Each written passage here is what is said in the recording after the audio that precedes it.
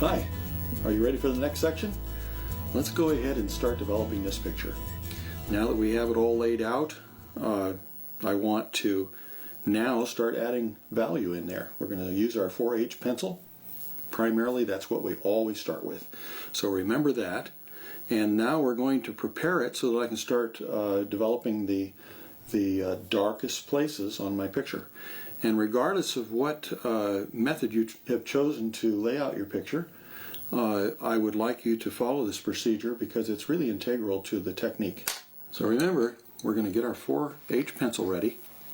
And now we're going to go ahead and take this eraser and make sure we form it the way I've shown you. We want to make sure we're forming this thing so that it's round, and it really is worth taking a little extra effort here. And the way I've taught you to use the eraser is going to come more and more into play here, because we want to have this perfectly round because it tapers away from the paper automatically, and it has that ability to vignette and leave that transitional edge. That soft edge is just going to be critical. We can come up with a sharp one if we form our eraser different, and we're going to clean up maybe a few things as we come across them here, because I really want to have clean edges to my value. So I don't want you to hear this. That's bad. I want you to be able to have this going on and be very consistent so that we're not just hopping all over the place and creating polka dots. So now I'm going to go ahead and take these lines back by regulating how much pressure I'm putting on them, and I want to tap back these values to where I can just see them.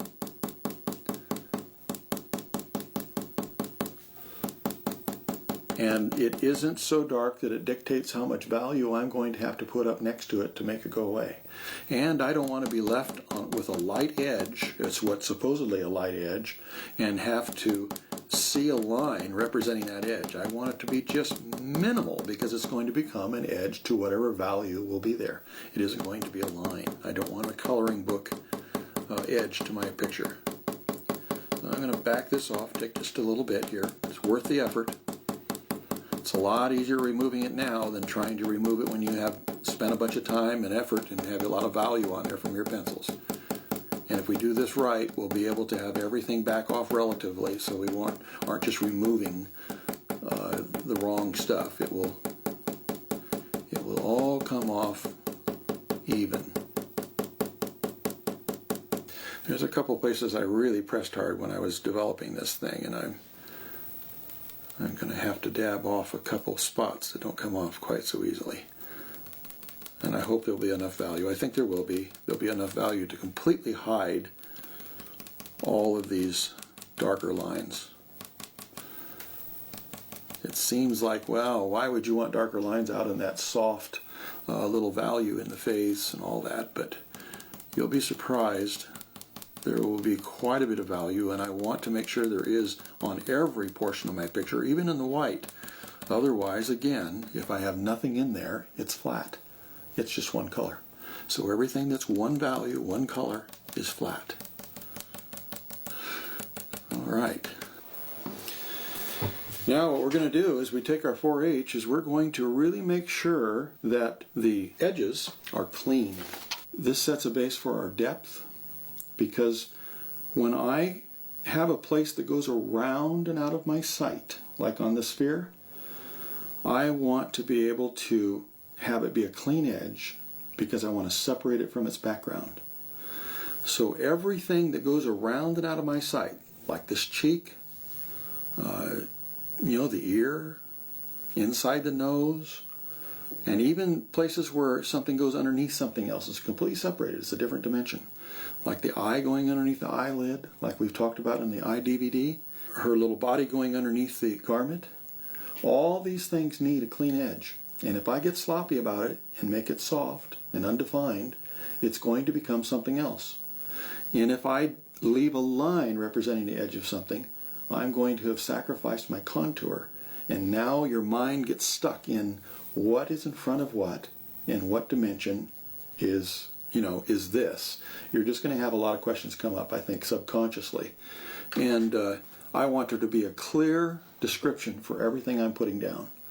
So we're fortunate with this picture that we don't have a flash having taken it. Flash, is wonderful, except for the fact that it causes harsh shadows. Really confuses the issue. Makes them so harsh that sometimes it's hard to tell which is the dimensional line and which is the edge of the shadow. Now remember what I said about taking the picture and rotating it with your paper. This is very, very important, because we're going to have a chance to go through and really assess this picture as we go along. We can't help it because we're going to put pencil in every part of it. And we want to be able to recognize angles that just may be wrong. And sometimes the slightest little curve missing can change the attitude or the character of this picture. So one of the things that I really like to do is I want to be able to put a little human element. This is the one exception to just using the 4H in all the darkest places. But usually the eyes have some dark elements. And I'm going to put a little more value in there because I don't want them to look strange. I don't want them to look like a dark pupil and then here's white and then I have a few other dark places in the eye. I just want to have this become a person. And I want it to be something that conveys, warmth and personality. So let's go ahead and take some of the rules that we learned on the eyes, and I want to make sure these eyes are looking forward. So I want to maintain what? It's that round iris. And even if you're developing this and you haven't quite gotten that, even if you had to go ahead and finish the circle to see whether these two parts that we can see are part of that full round circle, go ahead and do that. You can remove it. If you're careful and you haven't put it on too hard, you can go ahead and remove it. But I want it to be round. When I do a pupil, and it's fortunate, this is one of the darkest places. The pupil will almost always be as dark as anything else on your picture. It's at least as dark as anything. And it's a wonderful opportunity because, again, you are usually having a sparkle in the eye or some other highlight that's important. And that sparkle, that reflection in the eye is fortunately in total contrast with the pupil. And so you have an automatic opportunity to bring attention to your subject.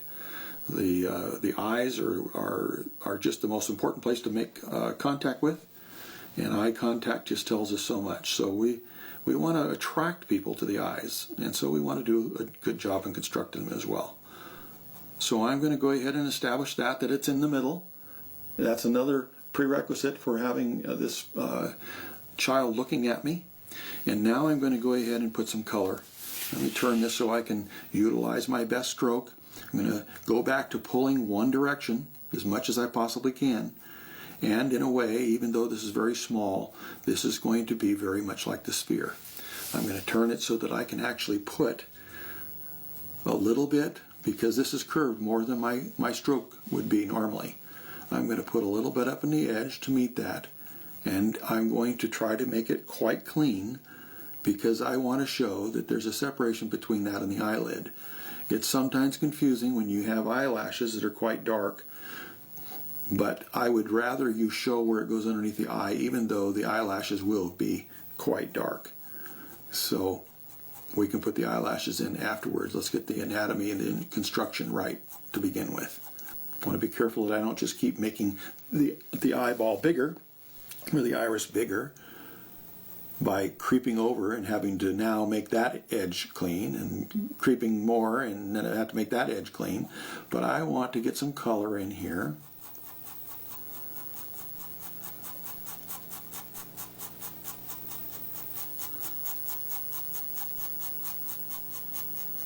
And now I'm going to come up here and I'm going to now come down lighter, lighter, lighter.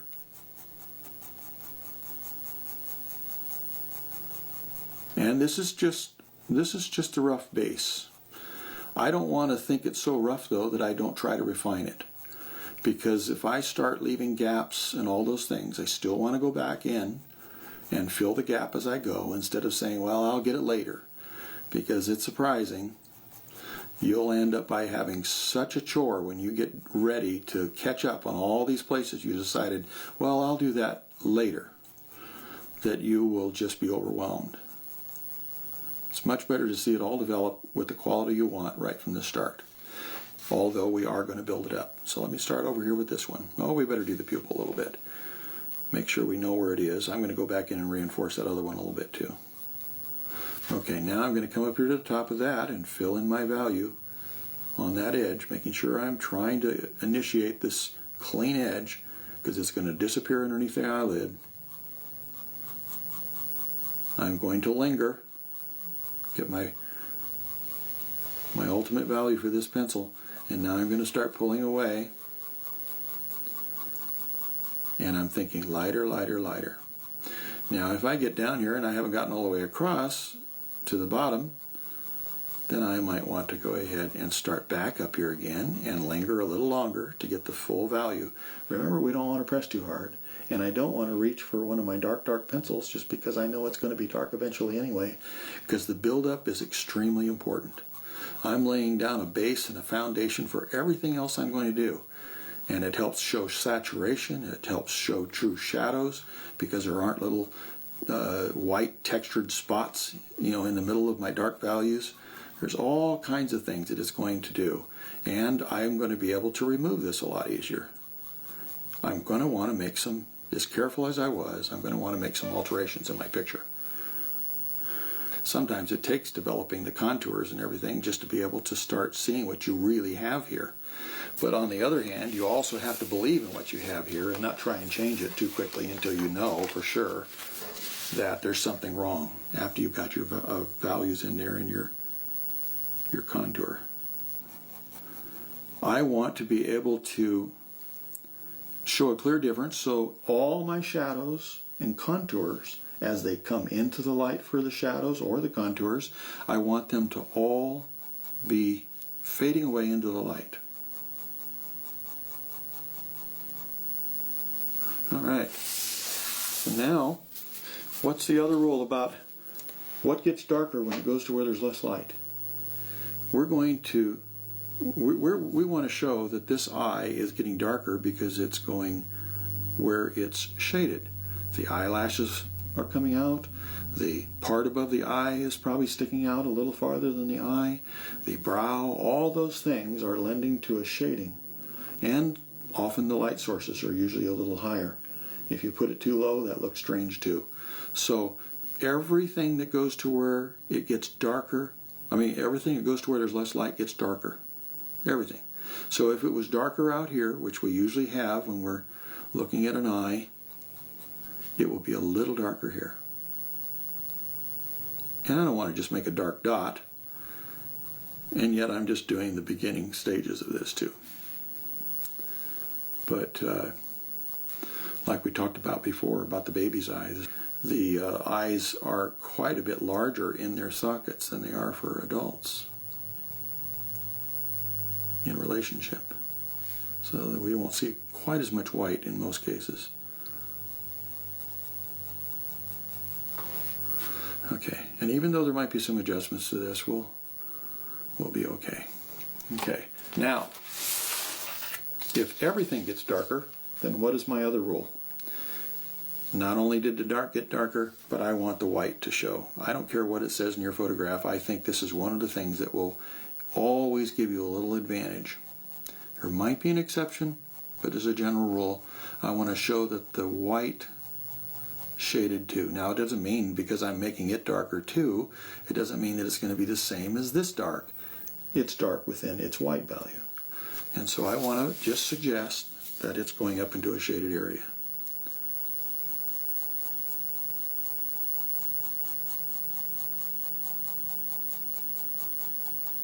Okay, let's go over to the other eye.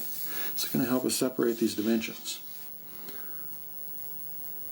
There's a few liberties that I want you to be able to take. I want to come down and end this one softly because it's part of a contour in the edge of a shadow. In this case, it's both.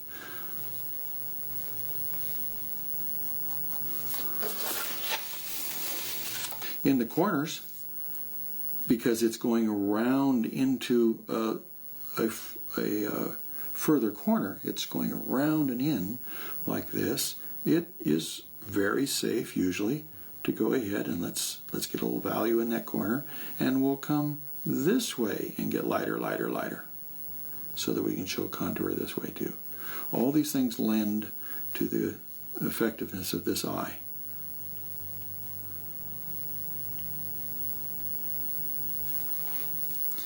Let's start with this one before I turn my picture around.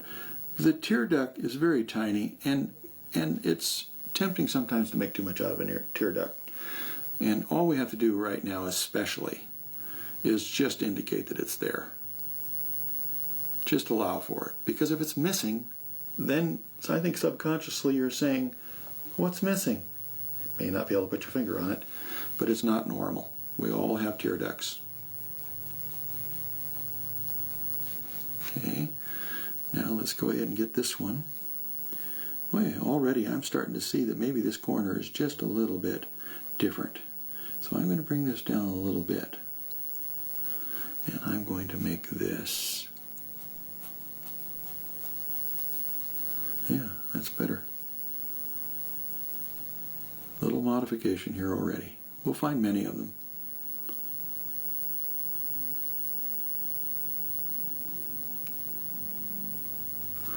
And then we want to come this way, even though this has quite a bit of value in it, we want to come this way lighter and lighter and lighter.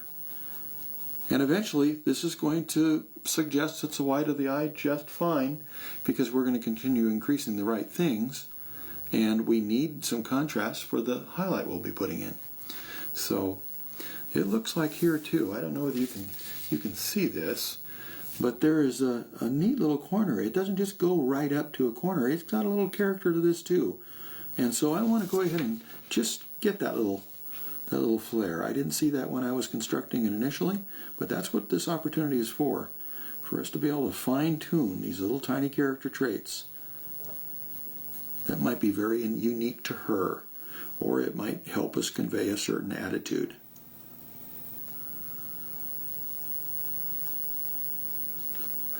Everything's valuable to us here. All right. Now, there's a lot more to an eye than just the eyeball.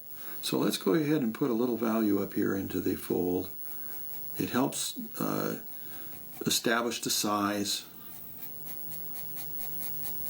And then I'm not going to get too much more involved. So let's go ahead and work on these folds a little bit above the eyelid, because this helps us establish the size and the character of the eye.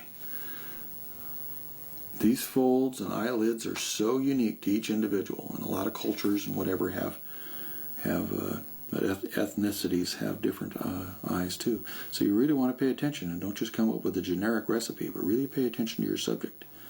It can make all the difference in the world is whether you capture who they are.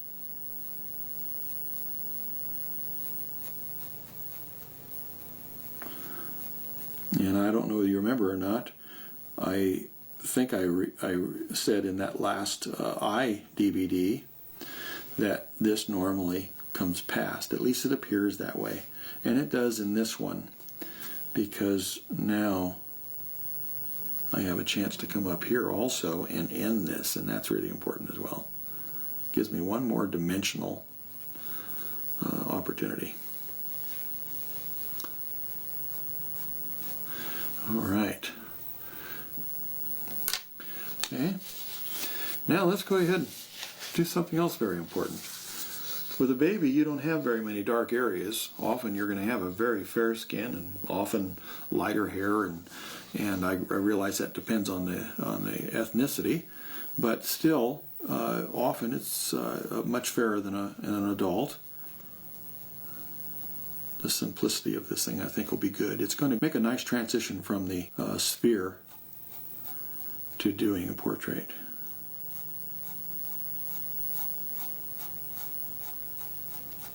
Okay, now that I've created that nice clean edge, now because the tongue is going in underneath the lips, I'm going to have to go ahead and make this darker.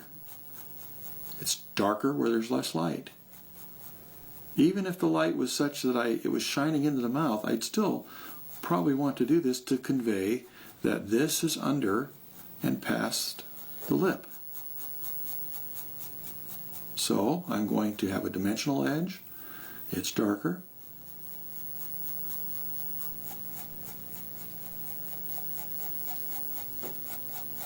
Now, remember, the object is not to use your 4H on everything, it's only to pick out the darkest things. Obviously, we're going to use 4H even out in the light things eventually, but we won't do that yet because it has nothing to contrast with, and now they'll look just as dark as the dark places. So I don't want to just race around here saying, well, I'm ready to use my 4H, this is going to be a lot of fun, I'm going to fill in all these spaces. We don't want to do that. We're developing a visual contrast here, and I want to see contrast and dimension starting to develop. Let's turn this around. Remember what I said about this picture always staying in the same orientation. So I have every advantage to recognize and to use my best stroke. And remember, I turn this around because this is my best curve to my stroke. I better get this back on here, or you guys are writing me letters telling me that I'm not following my own instruction. It's easy to forget that piece of paper. It gets left behind every once in a while. But try to keep it back there as often as you think about it. Keep putting it right back. You'll eventually develop a habit. I want this to be very clean, but I don't want to leave it just a line. It says absolutely nothing. But as soon as I take that clean line by tracking, remember that exercise, and letting it linger long enough to develop the full value, now I'm going to soften this edge that's coming up towards the tongue because I want to show that there's actually contour and there's light at work here. There's curve. And I want to show dimension. So I want to initially establish that that lip is out in front of the tongue and the mouth, inside of the mouth. Okay, so let's come this way.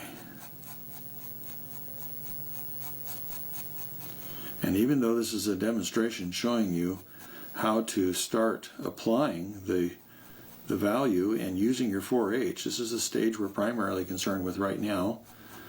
I'm here to tell you that the 4H is not done. We'll use the 4H now all the way through our picture, although we will continually incorporate another pencil and another pencil and another pencil. But once you go away from the 4H, expect to pick it up again and again and again. It's just the start.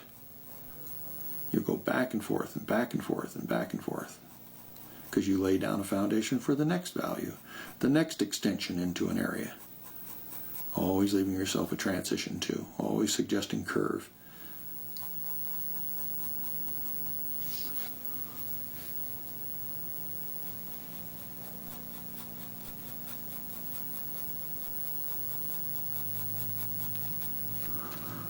Okay, so now let's pick out something else. I think that's okay. It might look like it sticks out a little bit, but we'll be working on that too.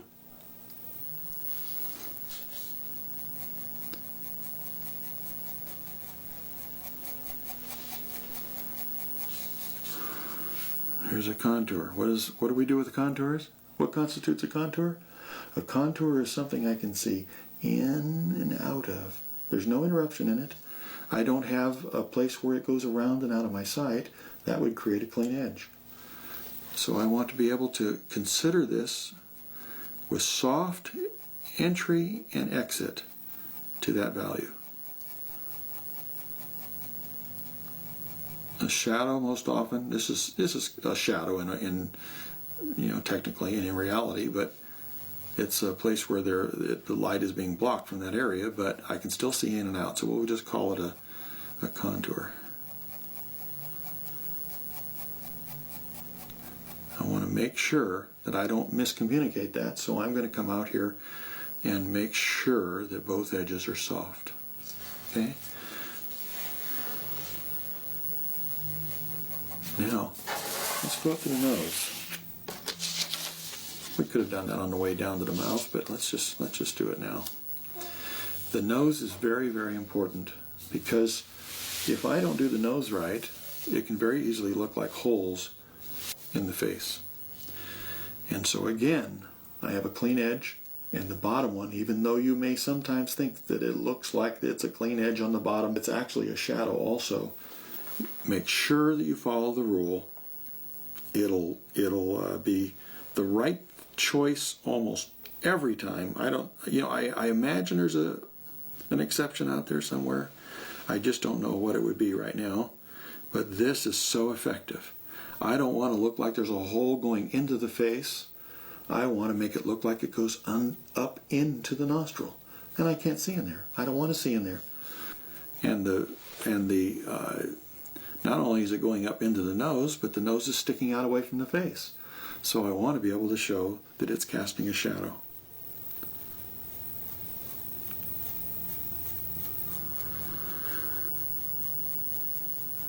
Now, because this is some good photography, fill in light and all kinds of things, it is still maybe lighting up some areas that under normal circumstances you may not have, but I think it's very nicely done. I'm just really excited to do this picture and thank Kelly Zimmerman and the mother of this child for allowing me to do this. Remember, I got permission though. That's very, very important.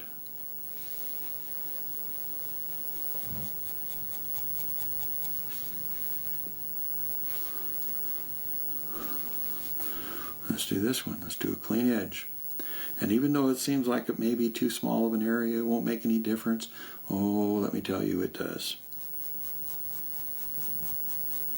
So we don't want to just slack off. But now, again, we're picking out the darkest places. But already we should start seeing contour, depth. When I constructed this, I used a straight edge along here because generally I could get away with that because it's quite a straight place, but there's still some curve to it. So this is one of the things that I want you to be able to verify. Let's put it this way, I guess, now that I'm thinking about it, because it curves in a way that I think this will help us identify. It's very subtle, but as I take a point that's more, if I take the two high points that I can put the ruler against and I put it there and I put it there, I'll see that this is actually bowing out of this right here. It's such a subtle thing, but again, I believe that it adds some character. And if you get in the habit of checking out and watching for some of these things, you're going to find areas all over your picture where you can add some flow and grace and some life to your picture in subtle ways like this. So I would suggest that you move that picture around so you can try to create that little bit of a bow. It's very subtle. You don't have to get carried away doing it. Just make sure it isn't really flat. I think your mind can tell the difference just immediately that there's some curve there. And then this one comes back this way, and then it bows this way again. So let's go ahead and turn it around. This goes in and this goes out ever so slightly, but it's enough that I still want to capture it. All right, so now we've turned our picture around so that we can go ahead and take advantage of this goes in and this goes out ever so slightly, but it's enough that I still want to capture it. I think your mind picks up on it. There are subtle things that add life and vibrancy to your picture.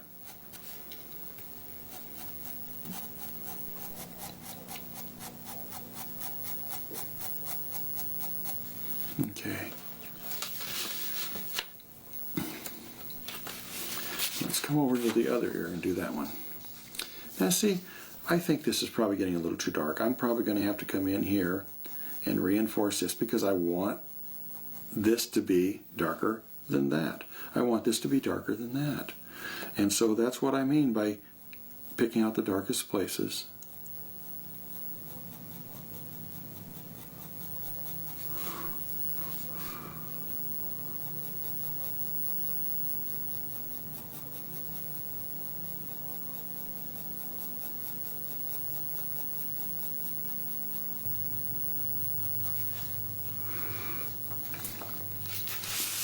Seems like this nose should flare up a little more.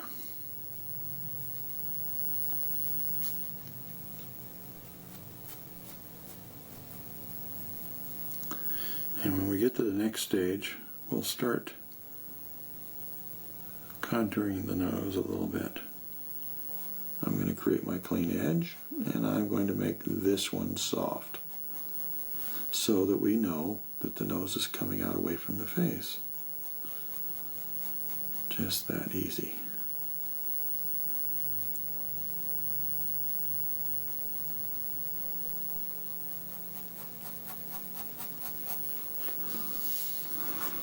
Let's do that on the other side.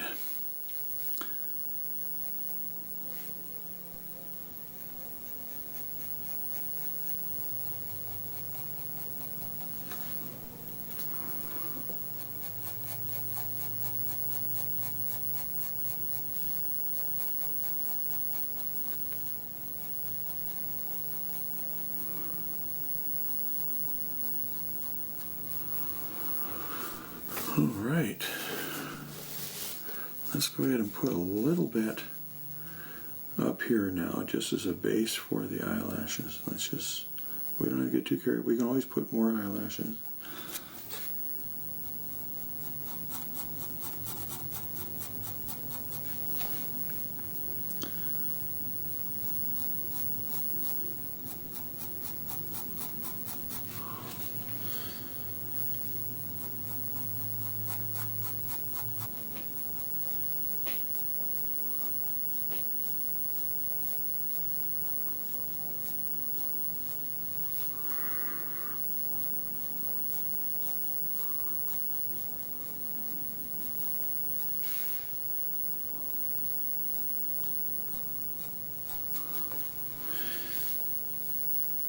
I'm just going to suggest a couple of these. I know these aren't dark, but I'm just going to suggest it so we can create that edge.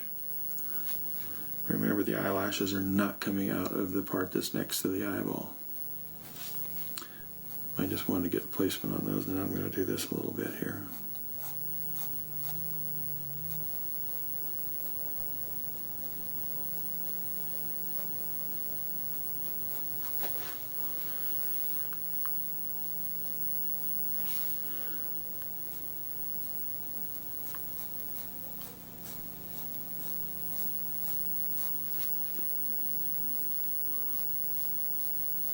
I don't want to leave just the line, so now I'm going to soften the contoured side of it as I reinforce this. Remember, this is just my 4H, so I don't want to get too carried away.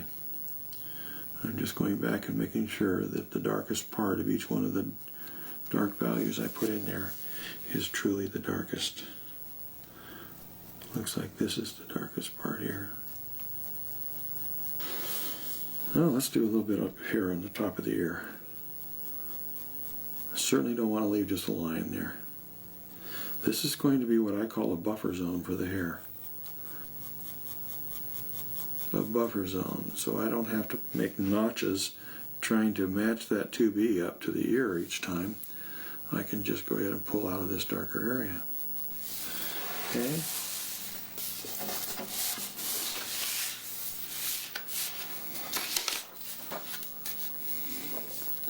So it looks like it's a little bit here. Let's just put a little bit. A little space in there. It's like the hair is coming down in front of the other part. Oh, let's go ahead and do the inside. This is dark enough. I think we can justify this. This will give us another opportunity for showing some dimension, some depth. Clean edge. Goes up underneath where I can't see it.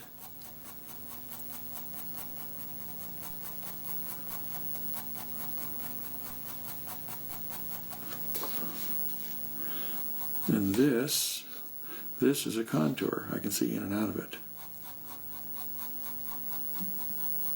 So the core part of it should be a little darker. It's like rolled in and rolled out.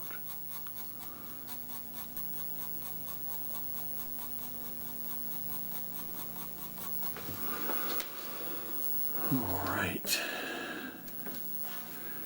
Now, I think we've pretty much hit the shaded areas. Let's go ahead and do something a little exciting here, though, and add some life. I think we have enough value in here we can do this.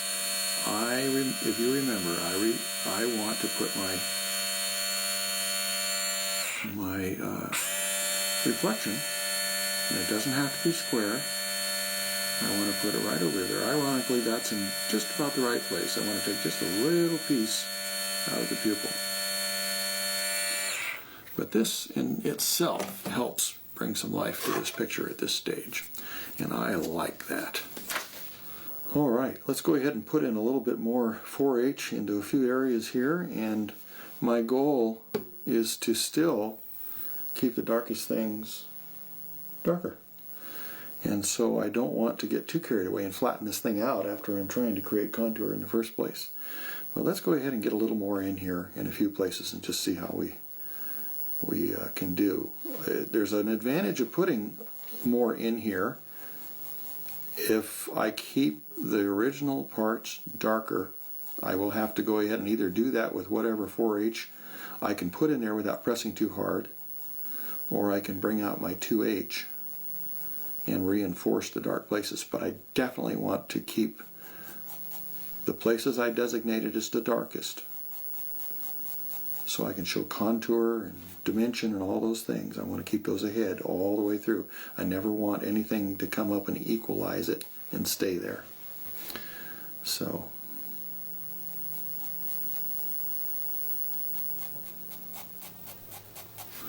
okay, let's go ahead and put a little more shading in here. And if I'm going to do that and this in any way starts becoming the same as that again, I need to come in here and, let's say, beef it up.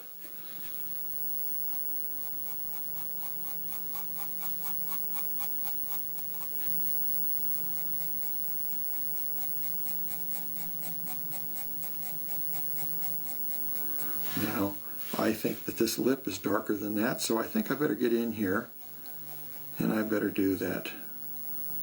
Better put a little more value in the lip. And where is it getting darker? It's getting darker as it goes to where there's less light. Same rule. You can apply that every time with almost total confidence that it's going to work for you and be an advantage in your drawing.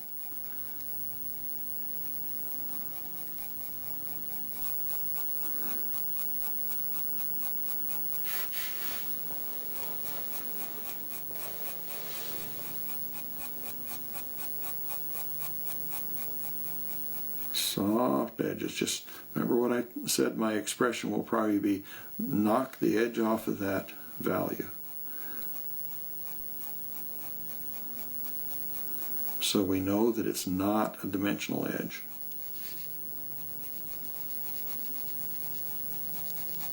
Okay, let me come up from that now.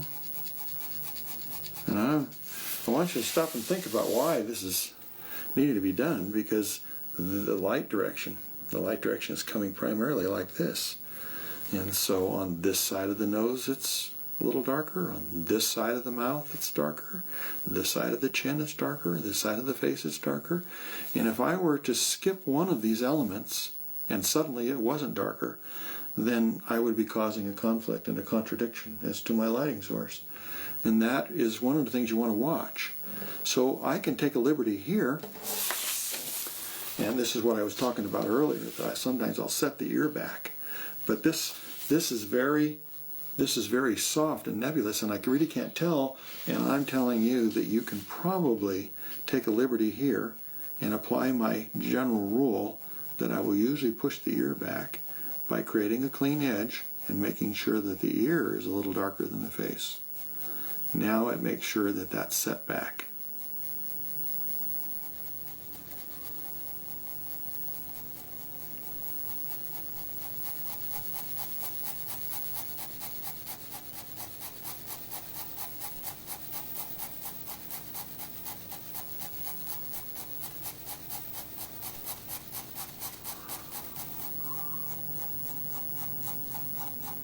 Going back in and reinforcing that value underneath, because I started putting that value in the lips, and I started equalizing it with this.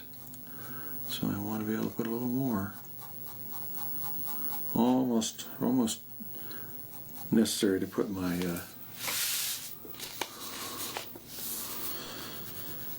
my 2H in there.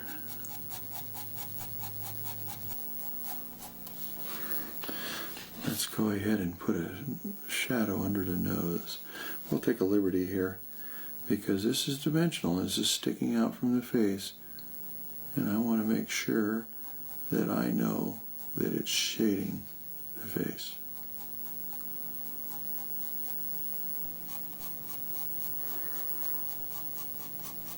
Get some of this underneath here. It's in the shadow. There's not a bright place there.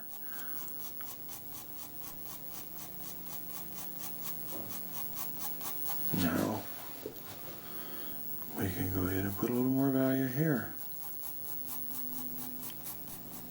It's a contour. Don't leave a net line edge.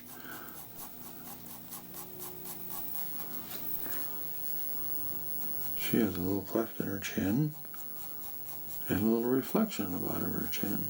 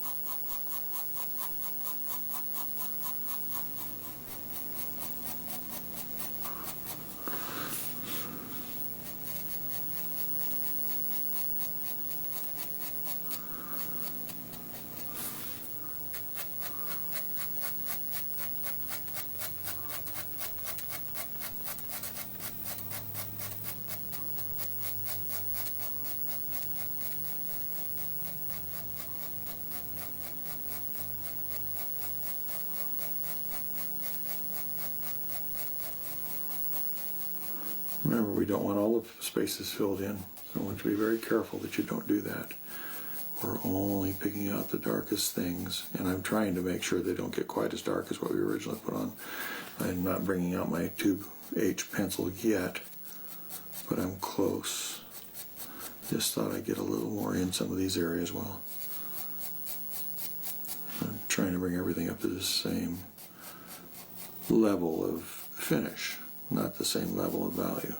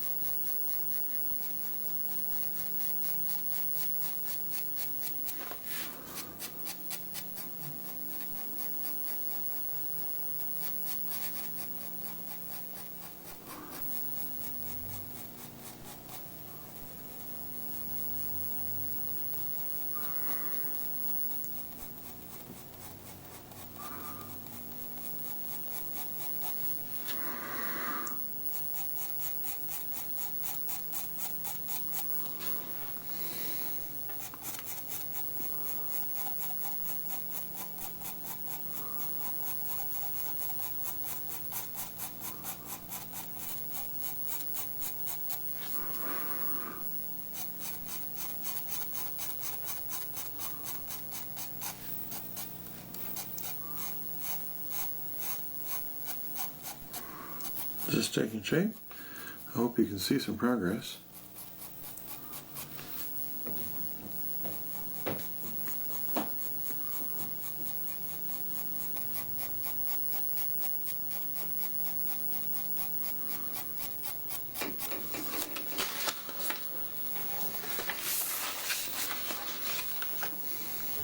Starting to take shape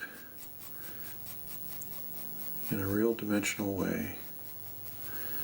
So we're almost to the place where I don't want to put a whole lot more in because I'm going to end up by putting too much in the areas that are lighter, and it'll start looking like a negative.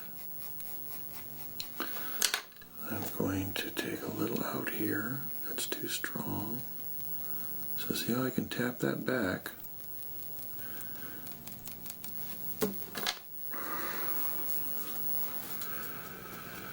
get a little around this eye.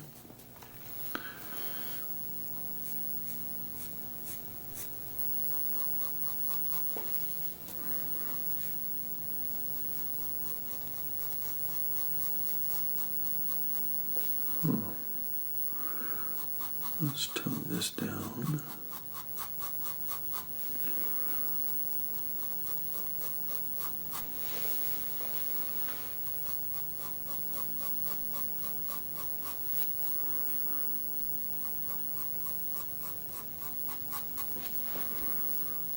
So I have gotten just about to the limit of this 4H. It's not that we're finished using it.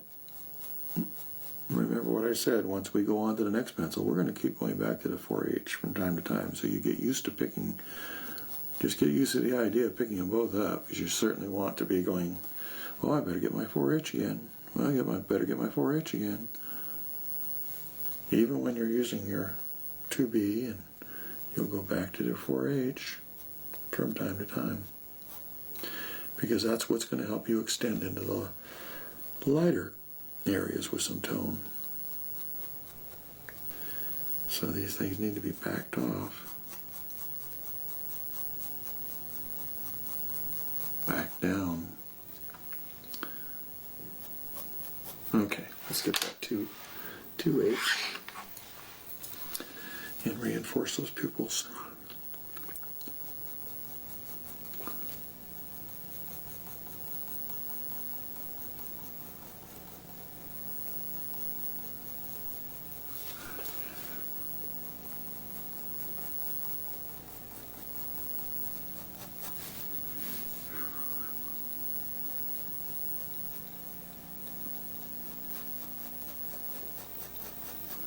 Won't be long and we'll be working with our HB.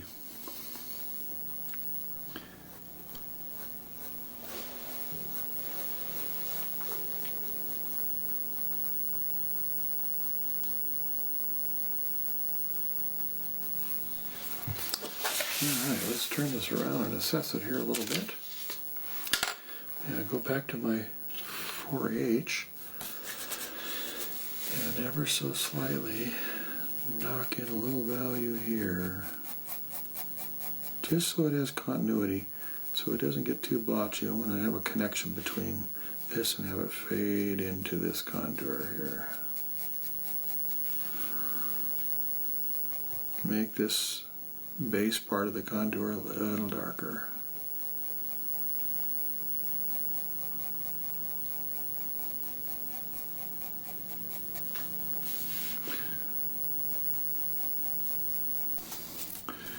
And I guess we should put a little more value here. All right. I think we have enough to go ahead and call this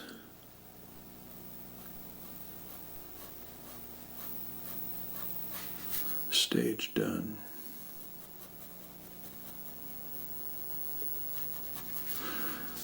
And I hope you can see the progression here. And every time we approach this thing with the next level, we'll see the dimension reinforce, and we'll start seeing her pop forward a little more and a little more.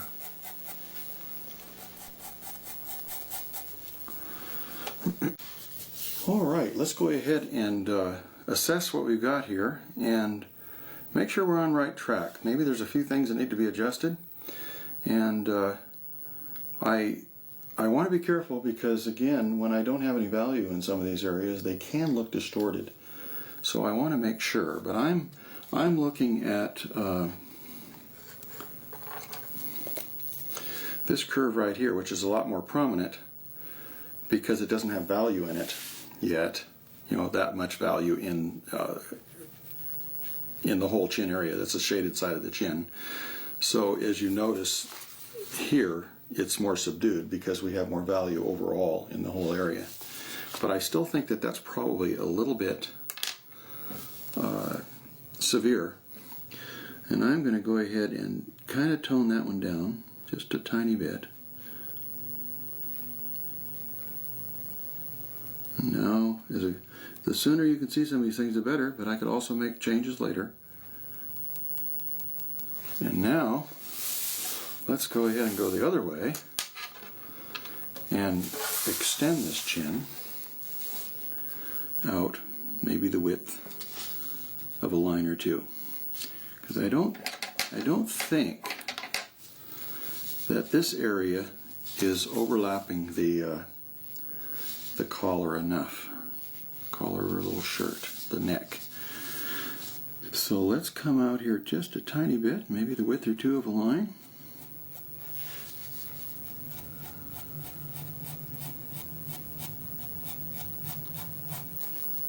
Now, I'm coming inside the edge because you'll notice that there's a little reflective light. It's probably from her shirt, her little top. Because it's white, it's got a little bit of light on the bottom of her chin. So now, let me go ahead and suggest, I don't want to get too dark in here because it'll start getting past some of the places I want darker, but I want to remind myself that I've got a reflective light there. I want to be able to read it in my mind instantly.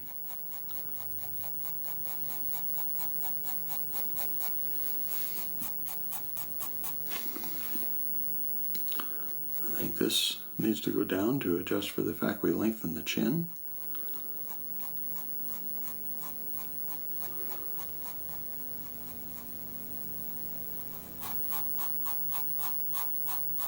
Still with my 4H. Remember, I hopped up to the 2H there for a little bit, and I'll get it back here in a little bit, but I just realized I better try to develop my contour and make a few adjustments here. And I still like to do that with my 4H.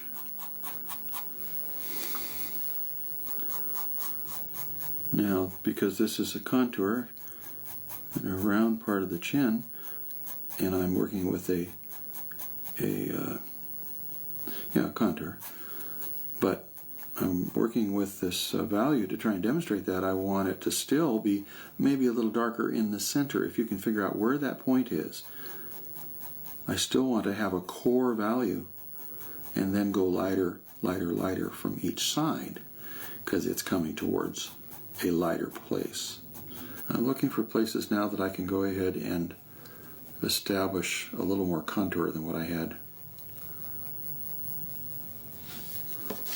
Same thing as going through and finding out what are the true edges and going dot to dot, making sure that my edges are dimensional, being very clean edges to value. And I'm separating the differences between those and my shadow and contour edges, which are very soft, like the one I'm doing right now. I want to fade it away, have that same principle, fade it away to nothing for right now. And I never will leave this light, this part right here. I never want to leave this white. Because again, even though this is much lighter than this and this, it is not as bright as this and this. And if I were to make this just as bright, I wouldn't be able to justify in my mind that it's on the shaded side. And sometimes that gets confusing because you see a highlight there, and many people want to go ahead and just make it a bright highlight.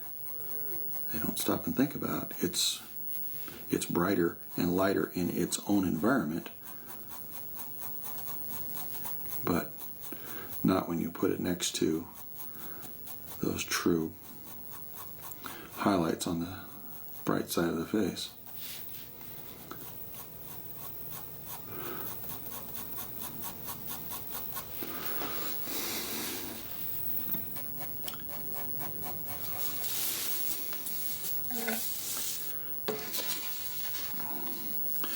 See if we can get this a little deeper in here.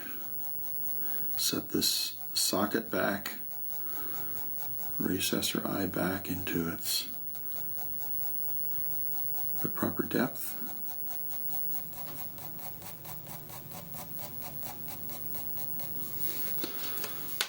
I want to go ahead and kind of subdue this outline of this little highlight here. Let's allow for just a little bit of just an indication a little bit that there's a tear duct. Like I said before, we all have them, we all need them.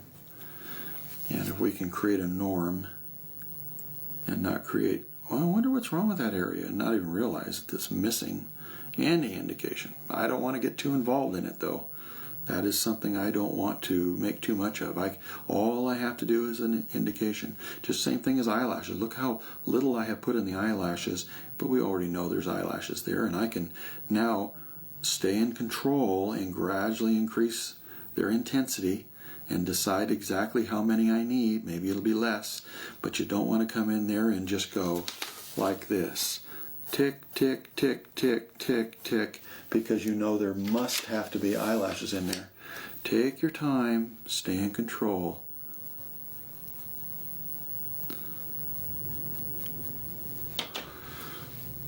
Let's go ahead and get a little more value in here. See this band here, the iris has an edge, and it will be, I will demonstrate that as a little darker, but then that color comes in towards the pupil quite a bit, and my band here is quite narrow, so I can start addressing some of that now. So I can make some things more intense here in a little bit.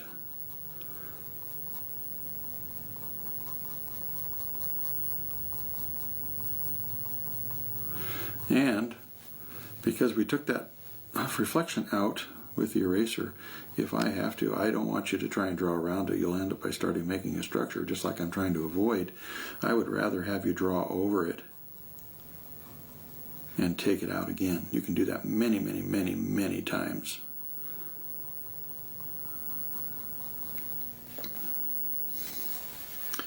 I'm going to go back and refine this, make sure it's a clean edge. I have to start out with the line, but I certainly I don't want to end with the line. I want a clean edge though. If I really take care in doing this, this is going to be just one of many places that's going to establish depth. Let me turn this, take advantage of my good stroke. And you'll notice that even though this is arced, it's much less space here. So it's almost like this is just a tiny bit flat, and then it comes over here and starts going down again. And that's probably very characteristic. There's a lot of people that have a very angular eyelid, fold, and you want to make sure you're paying attention, because that could be one of the sneaky, subtle ways, again, that you might miss and then wonder why it doesn't quite look like them.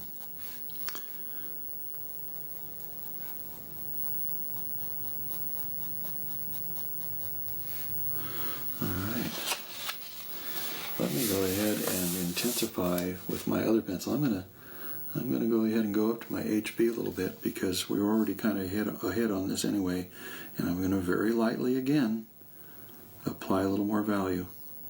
I'm going to jump up there because I know I already have 4H and 2H in this area, and so I have the necessary base down.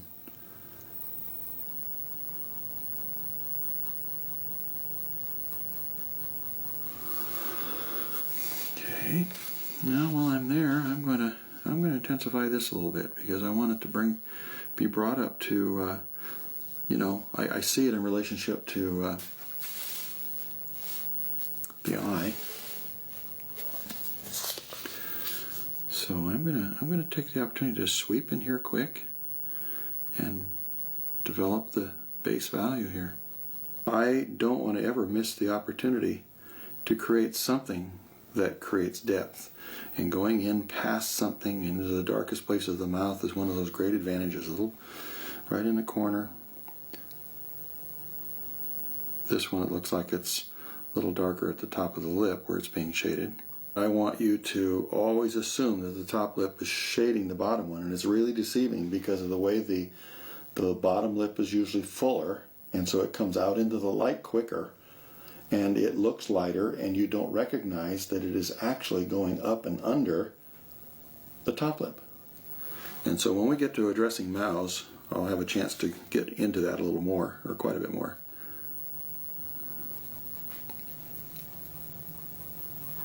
And I'm going to come out lighter, lighter, lighter.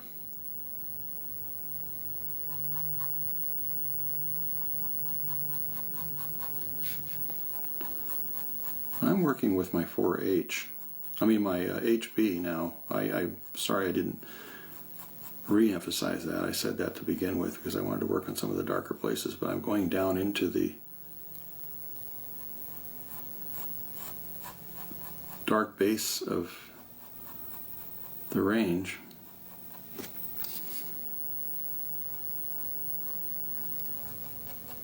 Okay, let's come over here and put a little HP in some of these base values.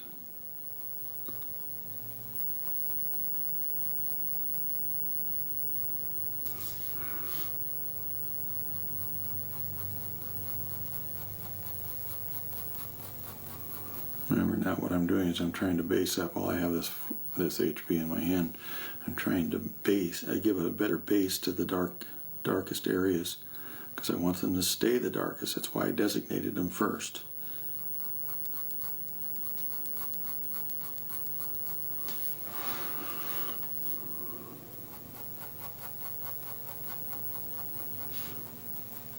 Looking again for these deepest parts, the farthest away from the light.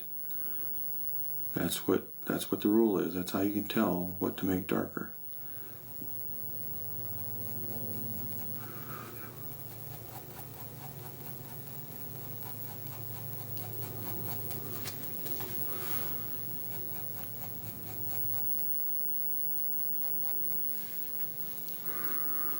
Okay, little eye.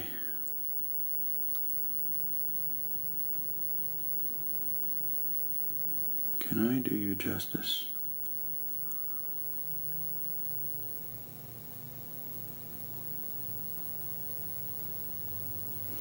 Remember, I want to keep this edge a little softer than you might think, because it's not going underneath and disappearing. It's not going,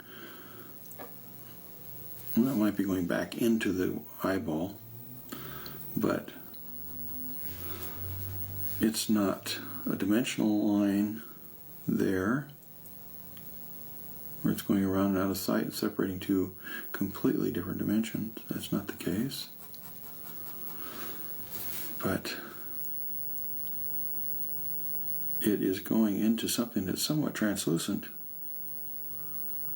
and ends up by being soft. It may go back into the white of the eye, I don't know, but knocking that edge off, I have found, is a definite advantage. If you try and put an outline on there and just go around filling in a space again, whether it's the pupil or the iris, it is so ineffective.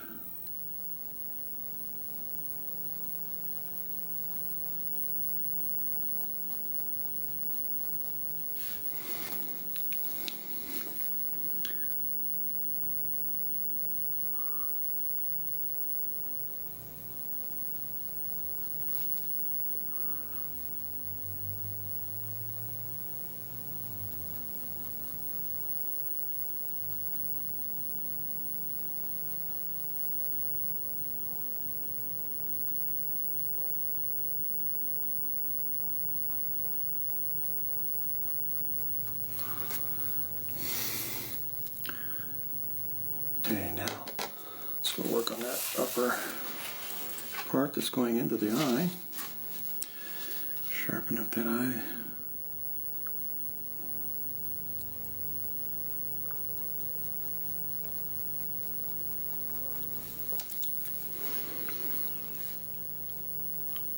Tapered stroke for my eyelashes.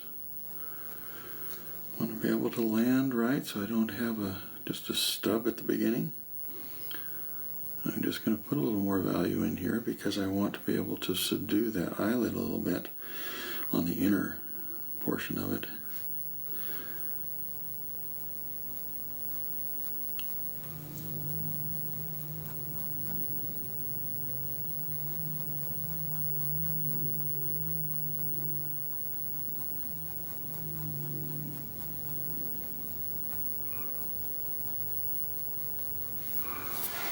Okay, let's go back to our 4H now. I'll check and see if these eyes are somewhat at the same level. I think they are. So now let's get in here and now add a little more tone to the middle of these contours so there's more of a base value. So we can get curved and then extend it out. And as long as this 4H is putting value on my paper, I can go ahead and use it. I'm just feathering it on, just so lightly on the surface, trying to leave myself in complete control of how far I want to go. I just want to have the mentality with this little baby to, well, she isn't so little, but anyway, she's a baby to me,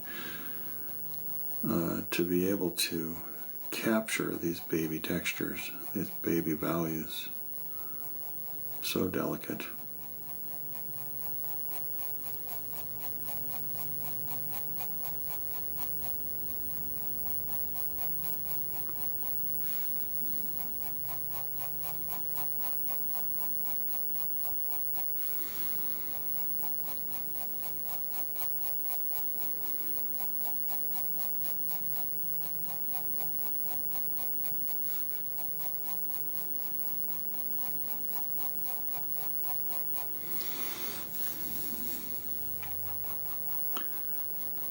Let's get that core value building up.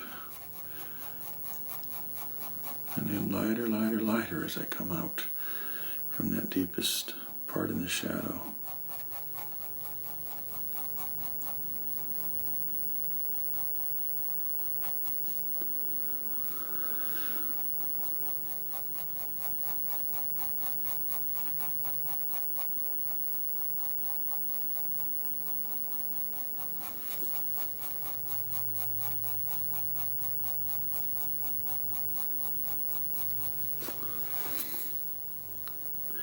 You see this too.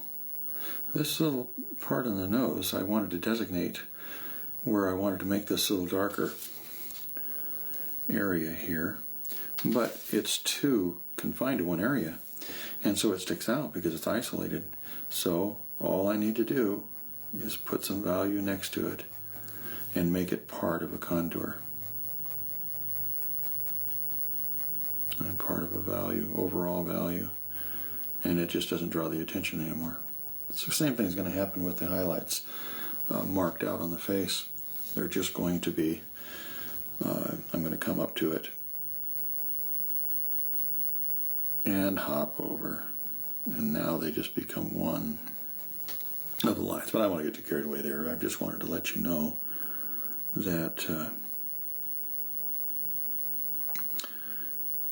things can be very, very evident just because they're isolated. One stroke cannot represent its whole surroundings. So we want to make sure that one line isn't trying to represent the whole value in an area. And give them friends, give it company, give it an environment. I'm going to take this and make a very pointed part, so I can just pick out a couple little dots that I think are gaining on me, and instead of fighting them, I don't necessarily have to go around and around them trying to give them company. In some cases you want to take the little dot off. Whenever you use your eraser, it's probably good to go ahead and do that. Don't get to burnishing with your brush, but make sure you brush off the stuff. Your paper will accumulate, dust and stuff like that too. So just like your house. Remember, I'm using my 4H. I'm back to some of these softer values where there's plenty of value left in this 4H to just carefully refine and reinforce some of these, and then it gives me a chance to go out to nothing.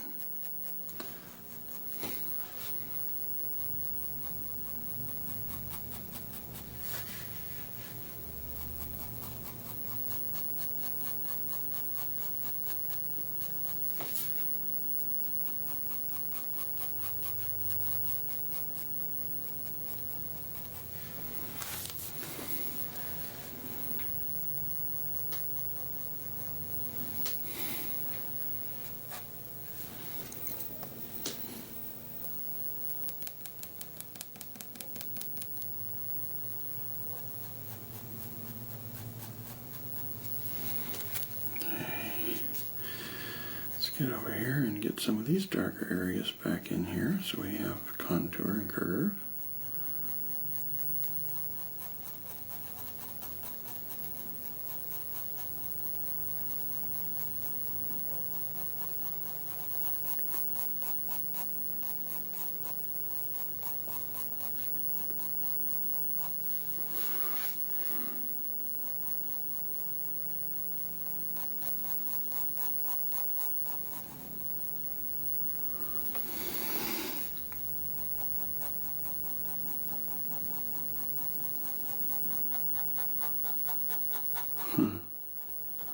Just laying down still the base structure, making sure that all the elements are there and are starting to be described.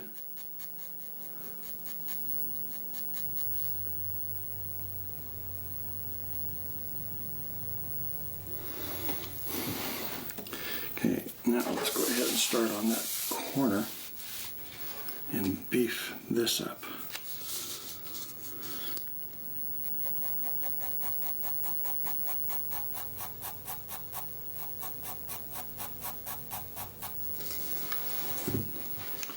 Let's come underneath the nose. The nose is obviously shading below where it's attached because it's dimensional and sticks out from the face.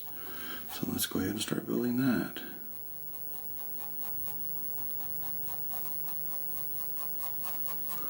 You know, when I first looked at this, I thought maybe this was a contour that went like this. Now I realize that it's just because we're looking into the contour.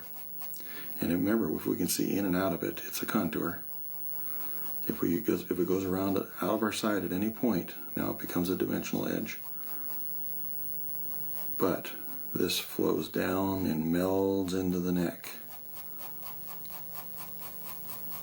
I'm going to go back to my 4H and just lightly continue to reinforce my the core value of these contours to make sure that I'm communicating that there's a range of value, straining to see the curve. And if I establish those, give them a little more foundation, this is going to make it possible for me to start putting some value in what is now appearing as highlights on the wrong side of the face or in shaded areas. The range of value in there, sometimes it looks like I said a little while ago, it looks like there is a highlight there, but if you compare it to the highlights over on this highlight is not as bright as that. That's all I'm trying to say. So I want to be able to build up these areas enough that I can go ahead and put something in there and still have it contrast with the darker areas. But there is a core value. And you remember we were looking at this lighter one, hoping that I could establish a little better the center of that value. So now let me go ahead and come this way.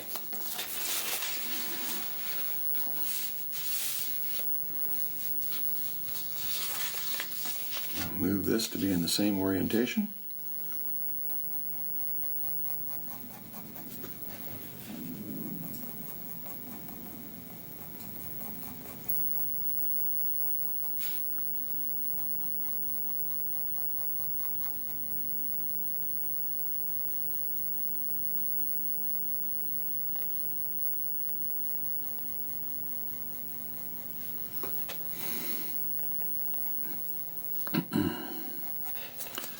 Turn this. My photograph goes with me.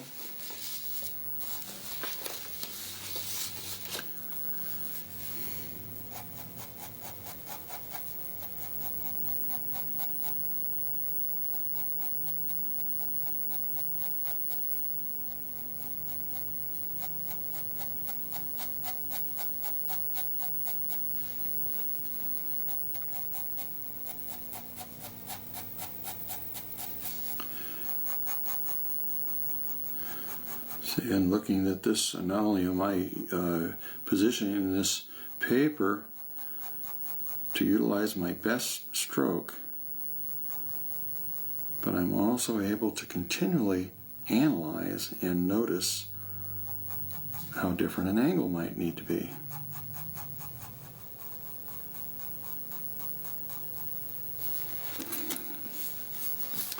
Okay, well, hopefully we can get a little more value in there now that we've have an environment for it, something to contrast it with.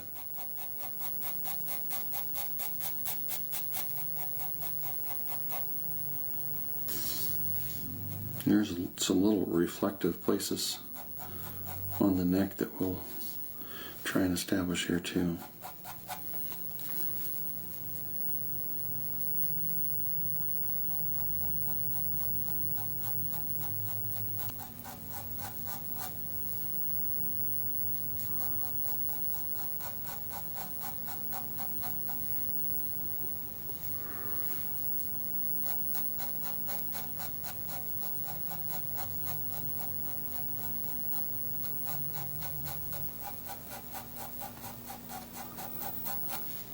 There's a lot of character to this edge of the lip. It's not just round. It's not just a symmetrical arc. There's some real individual things going on here.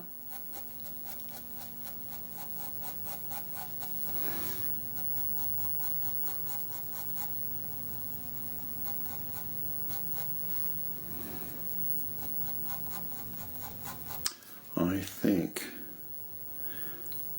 that I brought this up a little bit too high. So let's go ahead and take it out. Maybe a pencil width or two. Now I'm getting in here trying to make sure that there's continuity in this line here, because it's such a subtle, delicate little edge.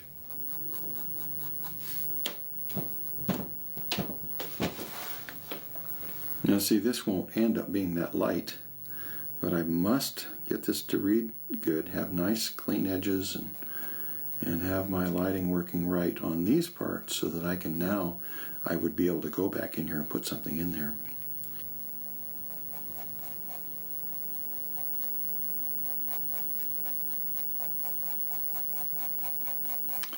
Work a little more on this core value here. Still getting quite a bit out of this 4H. I'm going to move on here pretty soon, but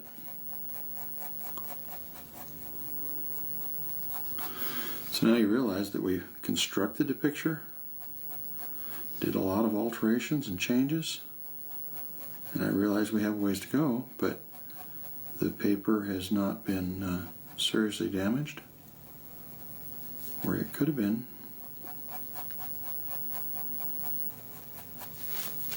I'm going to take off a couple little dot gains there.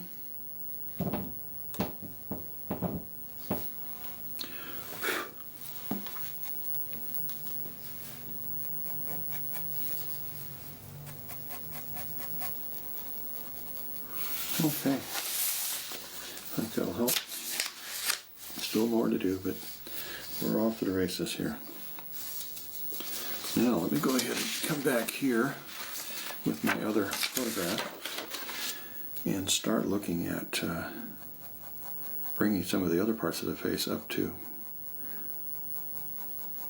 that level of value. I'm going to do under the eye. Just remember, I want to be consistent. I want to have everything on that side of the face start justifying what we see is a shaded side.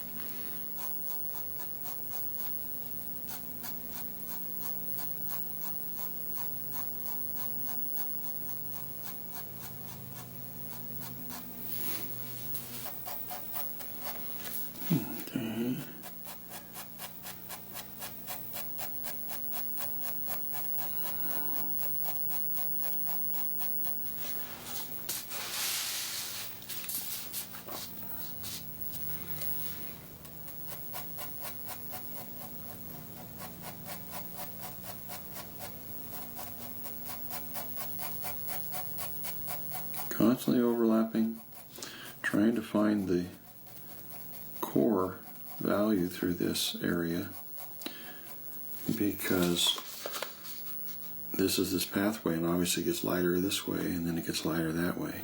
And then I have it, maybe this is an odd reflection, I'm not sure, but it probably has something to do with the contour of her face, because then we get darker back this way as we go around the side. This is kind of the edge of her frontal part of her face, and then it turns the corner, and this is the side part. But I want to create a little separation, again, that division between the two lighting sources.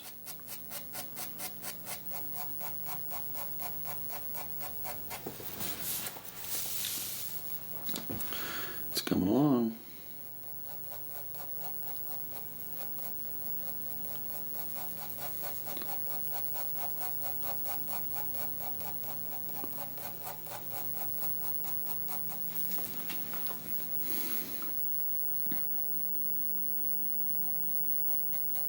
Just looking, every once in a while I'll see spaces somewhere else, and I'll just quickly get in there and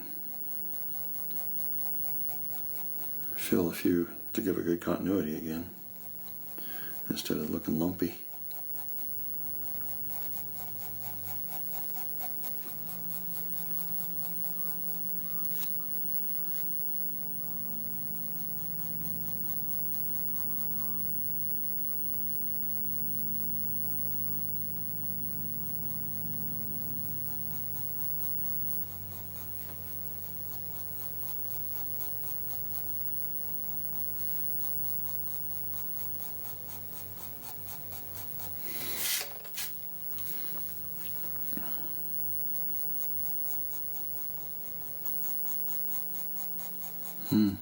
Got several little reflections. Got one here.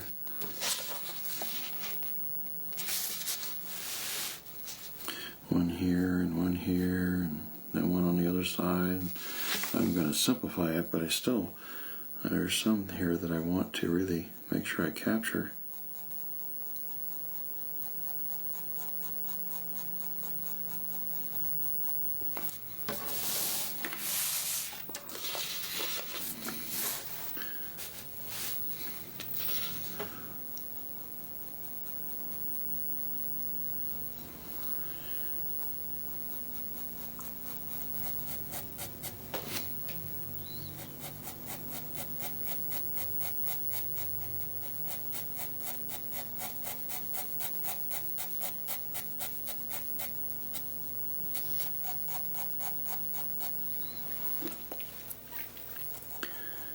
So lift this nose up now.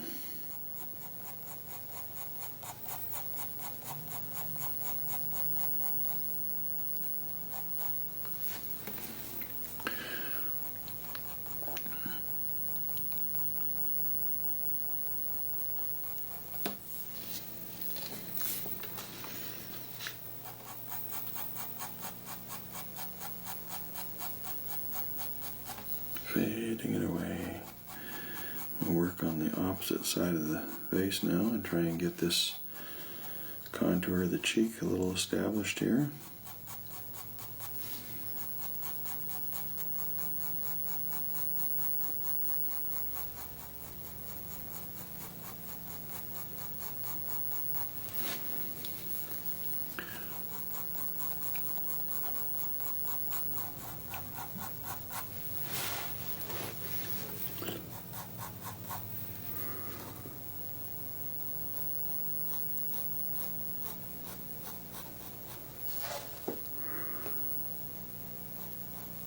Keeping this nice and clean now, because I'm going to separate the mouth from the tongue going inside behind the lip.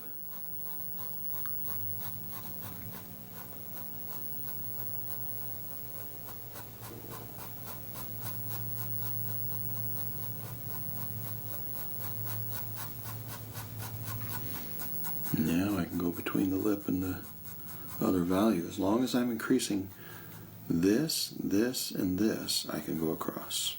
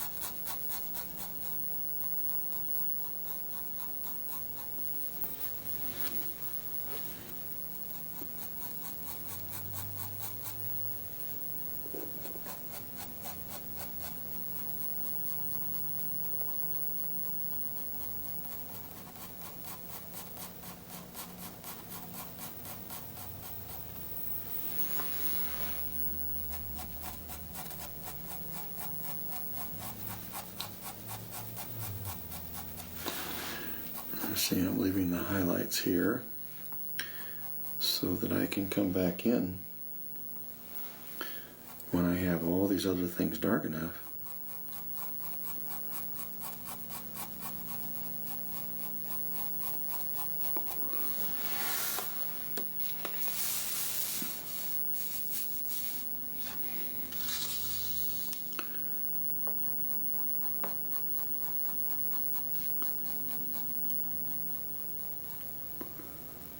There's a little more of a corner to her lip.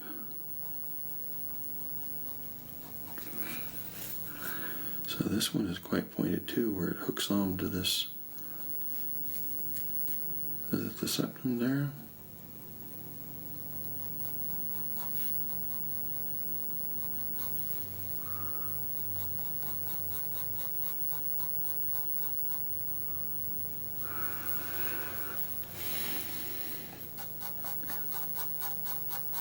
Just amazing to me how different things look from different angles.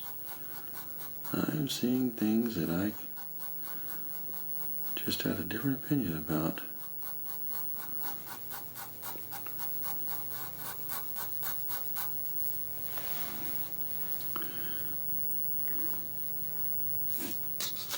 Make sure this is in the same orientation, because I'm seeing all this different now.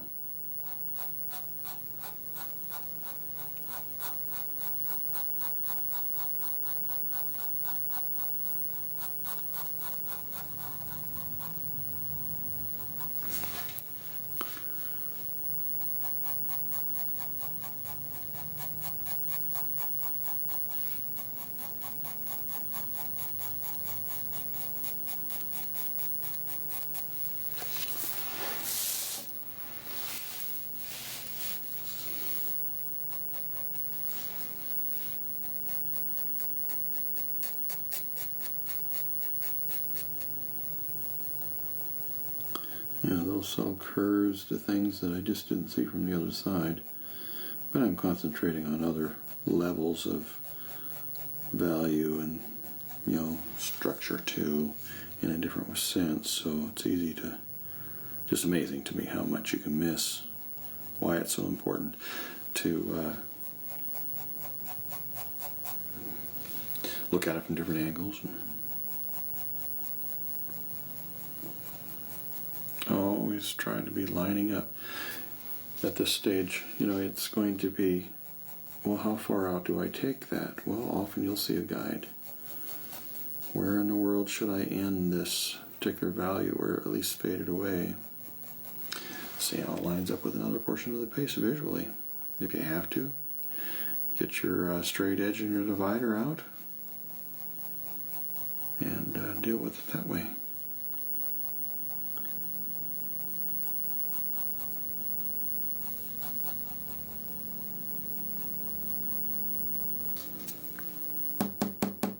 Tap back a couple little lines there.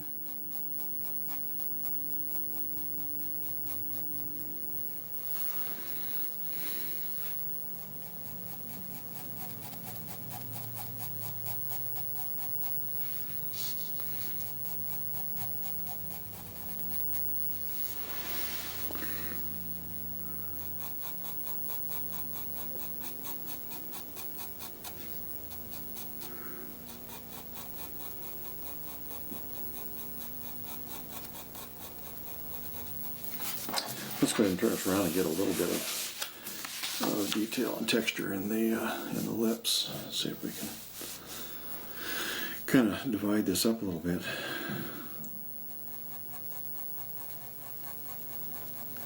You want to be very careful when you're doing lips that you don't cause something to look like cracks. So I don't want to have something just be a line. I want to make it a contour, a soft in and soft out. Now I can do it in a very condensed place. I don't have to go ahead and try and spread it out too much, because if you do, you'll end up by having a smooth lip again.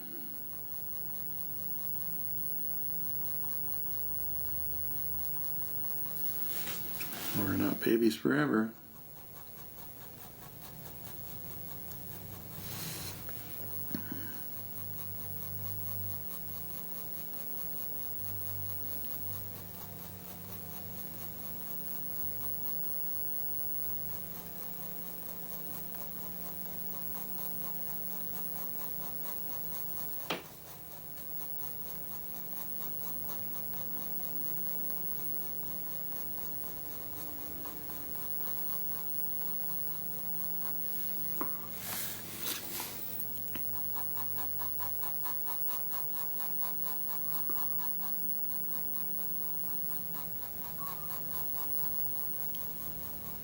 And add a little more base to the darkest parts of these, so we have a lot of contour. It gets darker and darker and darker as it goes this way.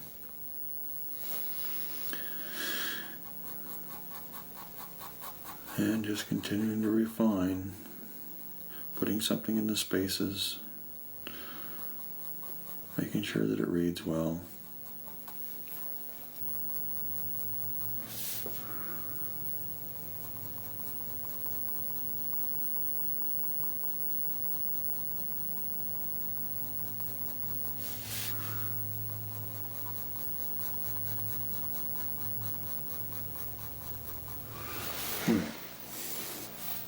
Now let's try to create a basis for me to be able to put something in here. So I'm going to go to my darkest places again. You know, something that's darker anyway. Let's go ahead and play with this. Don't want to leave just a line. I want to show that it's going up to where it gets darker. And I have this reinforced a little bit. I will come in here and darken the side of the face as long as that holds. See how I've done that? Now I probably ought to put a little more over here, especially seeing as how there was kind of a line representing that part next to it. You know, between the face and the ear.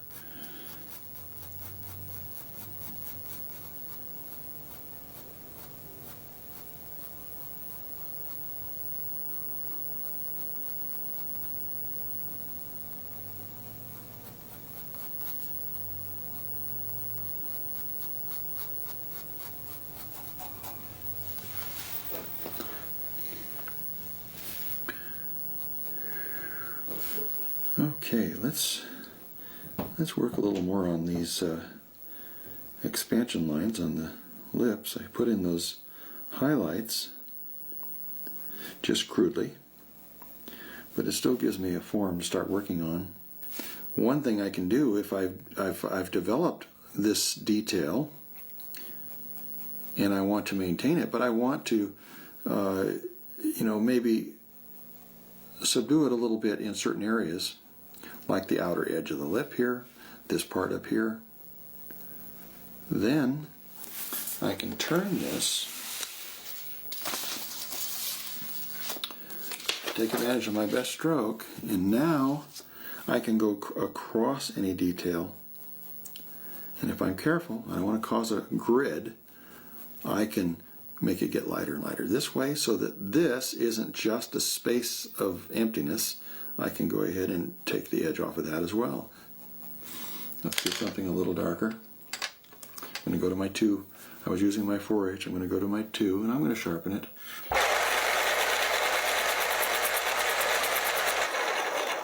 Notice I turn my, when I put that in there, I don't just leave it. It's easy to have it sharpen more on one side than the other. I put it in and I kind of twirl it back and forth, and that helps me get a well-rounded and sharper point in most cases. If you look at this thing is extremely sharp. Now I'm going to dust off some of the fragments on there. Clean edge separating the lip and the tongue. Don't want to leave just a single line. Now I'm going to go ahead and make sure we know that the dimension is on that side, not this side.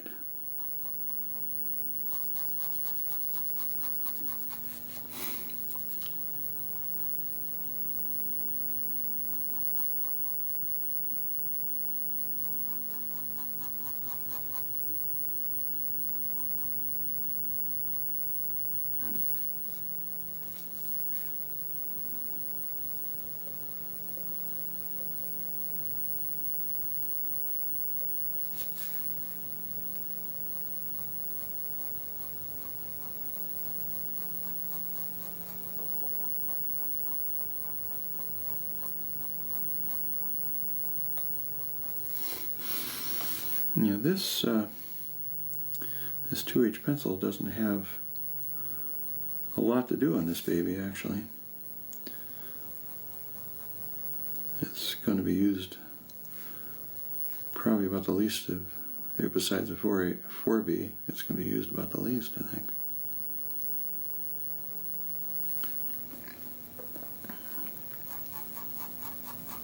Trying to reinforce the darkest areas of these values.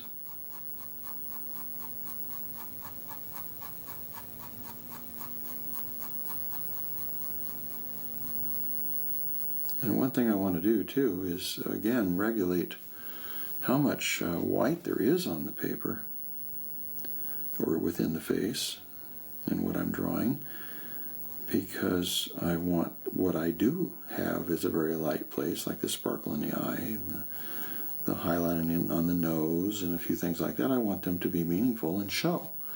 I want them to contrast with the rest of the values I have on the paper.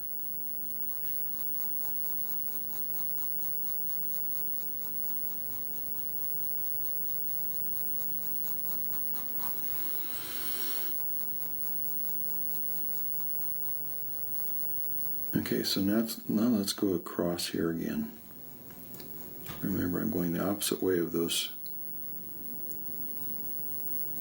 little grooves, expansion lines. We have this shade on this side.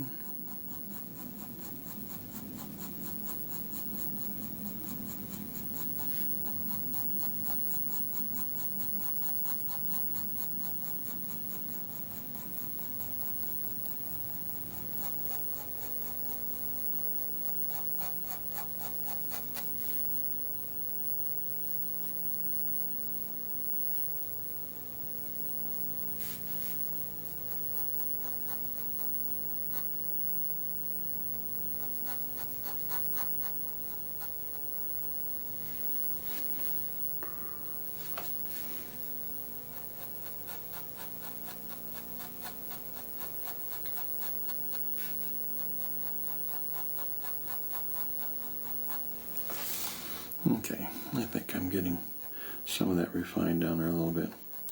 Let's go ahead and extend this value up.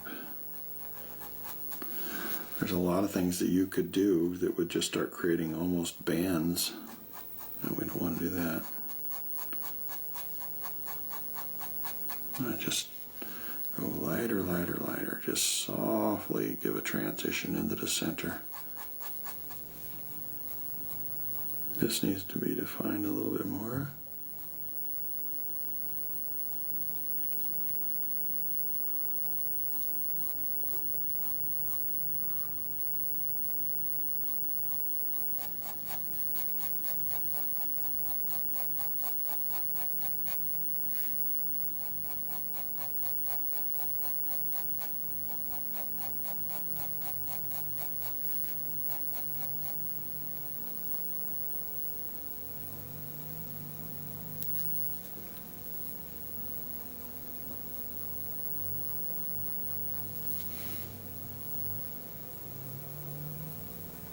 The shadow now is starting to pale in comparison.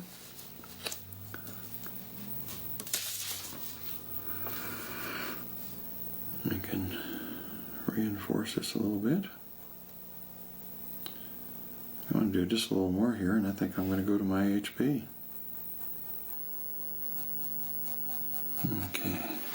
I know I need to work up the side of the head now. I think what I'm going to do is I'm going to try and reinforce a couple things. I'm going to jump up to the HB and see if there's enough here that I can go ahead and get some of these darkest places reinforced.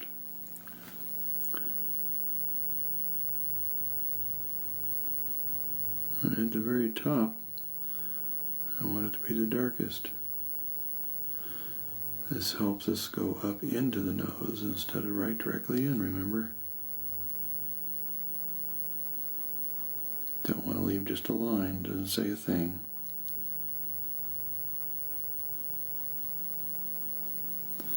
I want it to shade down.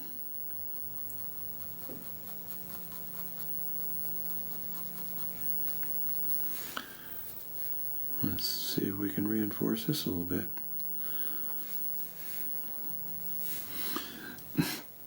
What's the darkest place on the body? It is the pupil.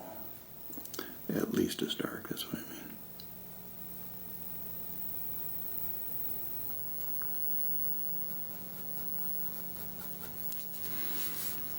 I mean. A lot of reflections on this eye. Got to be careful that I'm not misreading them and then making the eye a different shape, the iris a different shape. So I've got to have it round.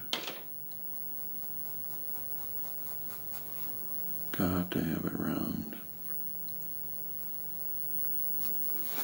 Let's try this like this.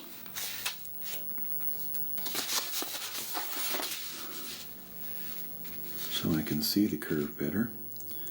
And I think this is curved down here just a little more.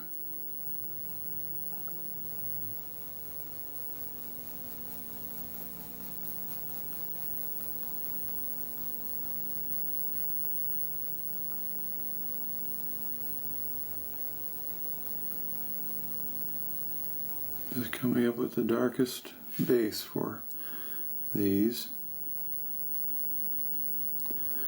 dark values in the eyes. I think I need to go up to the 2B for this. I'm going to have to sharpen this.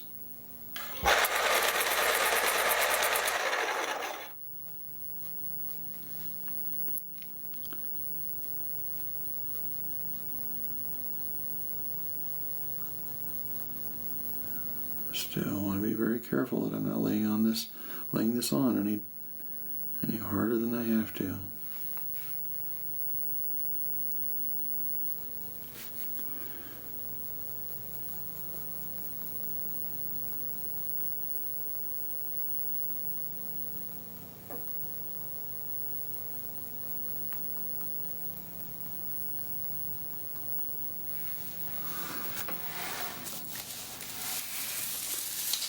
Turn this around. With a fair little baby on there, we're probably developing, I'm not getting into all those lighter areas as much. I still want to contour it, but I'm probably spending a little more time with some of these darker values.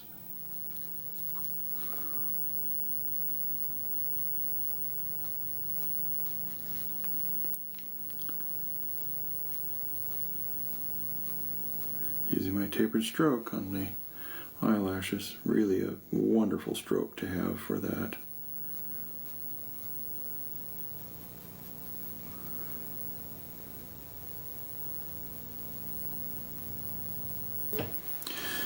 Okay, let's go ahead and just suggest that we have a little bit of a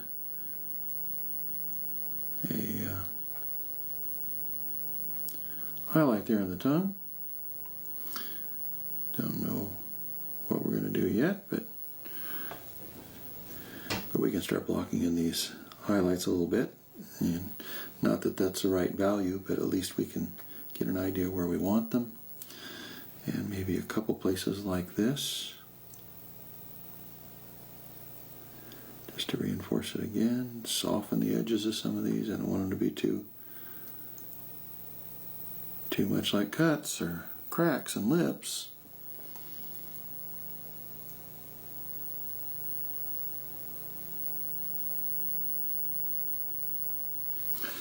Let me subdue it with my 4H.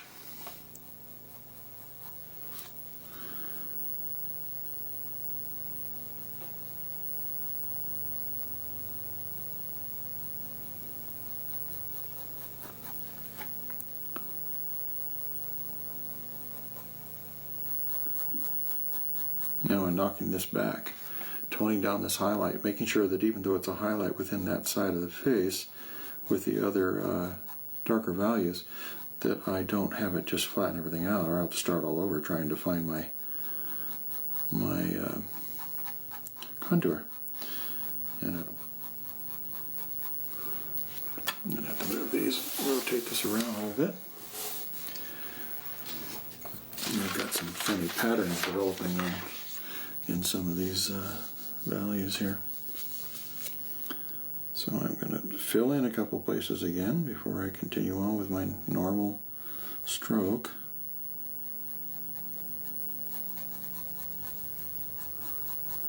We need enough tone in here because we're going to put some highlights in a few places within this light value too.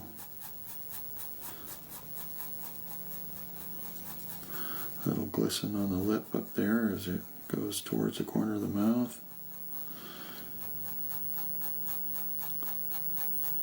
You can probably see why, or how what I was telling you about faded away so you don't really see where it stops applies here.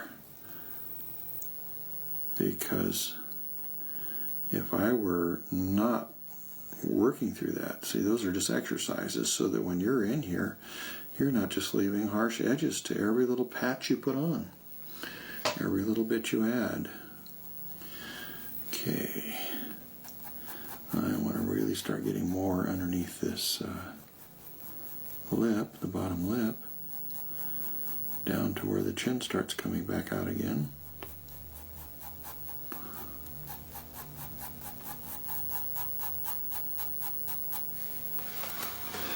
Rotate her around.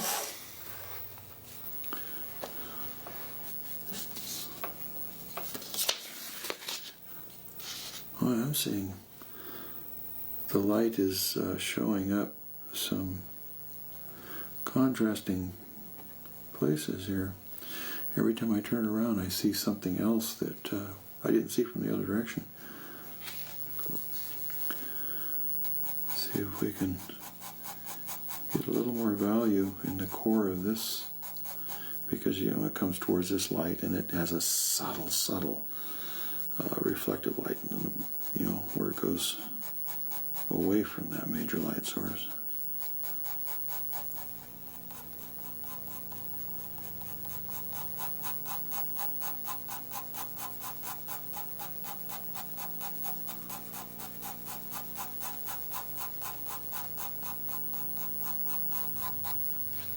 Let me try this 2H in here and see if there's some room for it.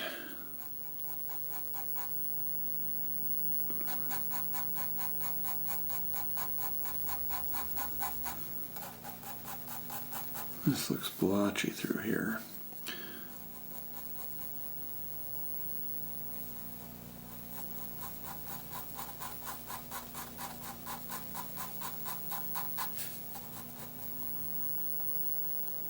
Let me see if I can do this with the HB, see what happens in this area here.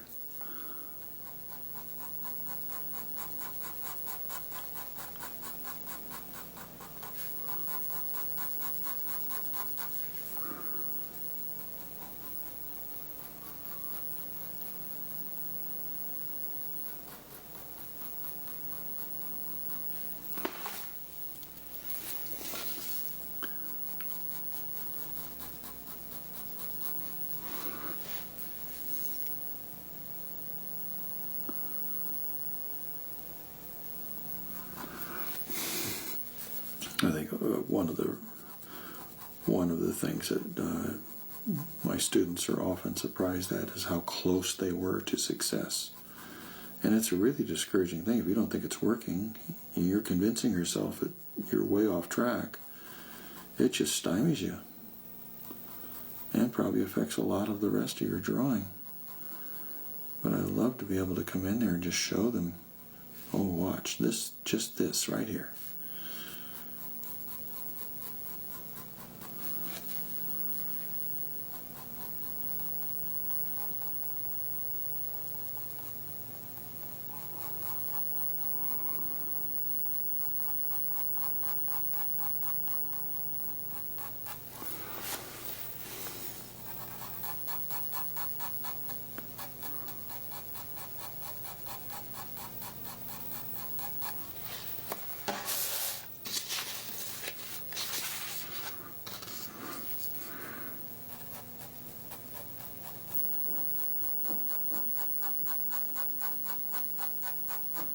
turn this around and start pulling from the other direction now.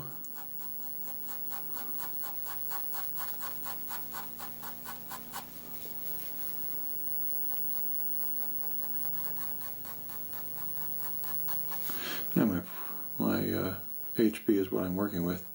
Starting to go on better and better and better. It goes on best when it's not just raw paper for this.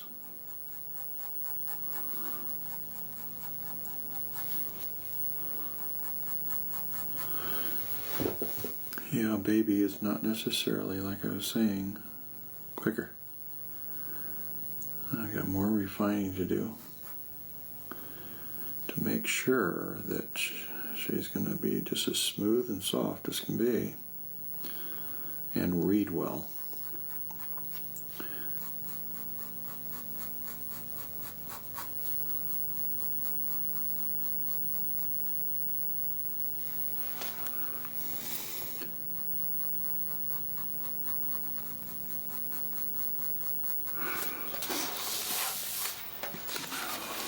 Let's see here. Fading it away that way. Get some of my core value here and then fade it away that way.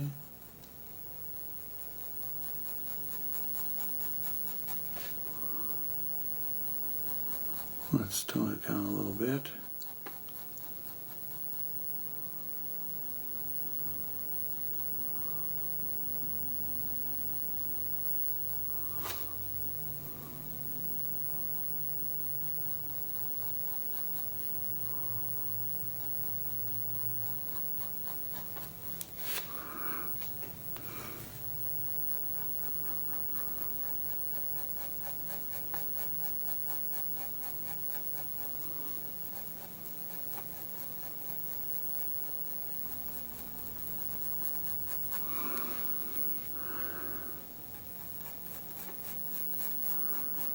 Cutting back on some of these things now that I have more contrast. Let's get some contour in here.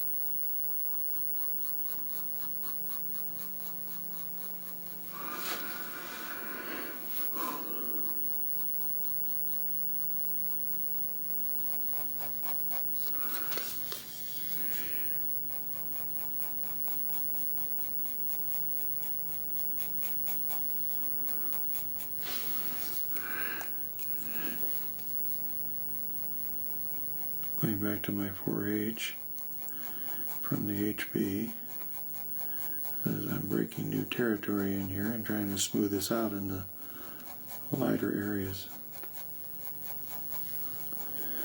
And as it goes around here and goes into the corner, it'll get darker. We're looking for a curve here. Goes to where there's less light.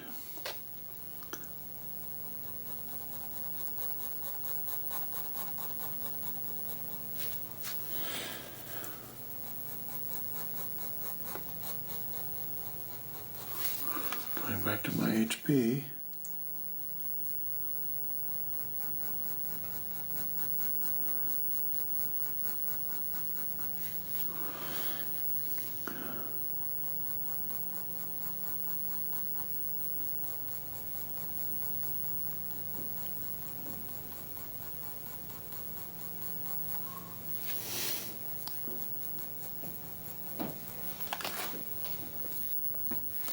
Okay, now I'm going to take my 4H pencil and I'm going to go around my picture a little bit and look for places that I might be able to fill in a little gap just to bring continuity between dots or lines. And I like to do that every so often. I kind of consider it like doodling. It's not even really the drawing process, but it certainly is an advantage. Instead of letting these things accumulate or that little bit of texture taking away from the focus on the real texture that I want. Maybe some slight little variations for reflections or whatever it happens to be. But I just travel around, just go ahead and get a few of these taken care of on one end. That's with my pencil. And on the other extreme, just even things out. We have the light places that I'll just touch in and deal with, and then I'll have a few dark places that I'll also come in and just take off a few dots, places where the pencil just gains value on the texture here and there. So this is one of the reasons why I'm so adamant about where is the pencil on your, in your grip. This is the control end, this is the flow and grace end. And I want all the flow and grace I can, so I've got this, substantially in my hand, and but with just enough control that I can put it where I want. And so I want to be able to know that I can just look at these little spaces and I can quickly put a little filler in there. I'm trying to use the appropriate pencil. I don't want to use any more pressure than I have to. I don't want to come back in if I can help it and try to do this with my 2B. I want to be able to back up and use a pencil that is going to still lay a tone in there, but not become an opportunity for me to put another dark line.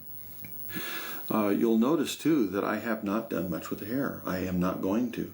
I'm going to go ahead and do as much as I can with the face before I put the hair on. And I like to do that because, first of all, the hair is over the top of the forehead and the hairline, and I want to be able to brush it. I don't want to just do it in stages because it's easy to overwork it. It's planned, but it's very spontaneous, and I wanted to have that freedom and flow. So what I did initially was I sketched in where I'm going to go with my hair in the slight direction, but this will all get covered up. But I just don't do it. Some people will go, students will do this often. They'll go home and they'll just decide that they're going to do their hair anyway. And I think many of them have realized there's an advantage to waiting and then having that opportunity to tie it in with the rest of the portrait. So when you see how I do it later, I hope you'll see. Let's go ahead and now, I think we're dark enough in the rest of this that this is probably some of the next steps. And it'll start laying down again that foundation for working across the forehead. But I'm going to try and pick out the darkest part first.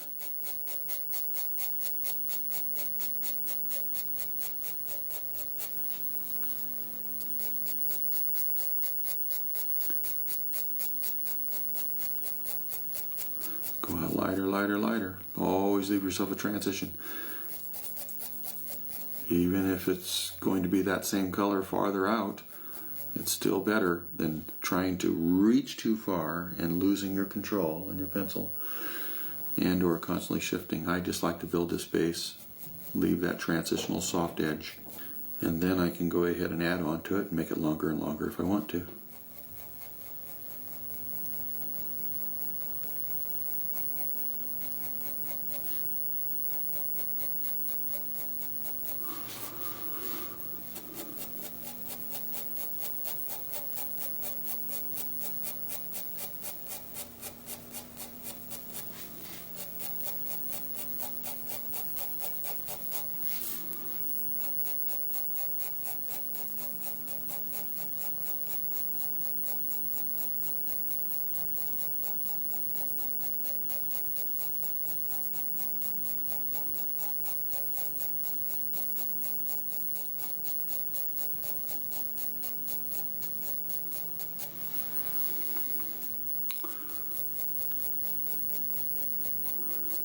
I'll create one over here on this other temple as well. This is really going to make a difference here. We start getting the forehead in there, and as I work out into these areas that are a little darker, I can start closing in on some of my lighter areas on the face that aren't necessarily highlights or apexes, because what I want to do is I want to gradually get enough tone in there that now the things that I do want brighter will be brighter than all the rest of it. Right now it's too confusing. Really the sparkle in the eye isn't as effective as it could be because there's so much other white in the picture. But eventually it's going to be one of the few things that's going to be that bright.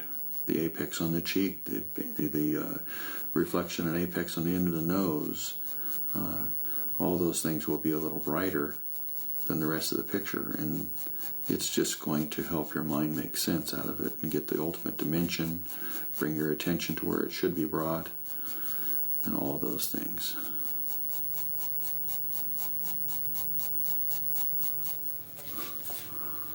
Yeah, let's turn it around upside down.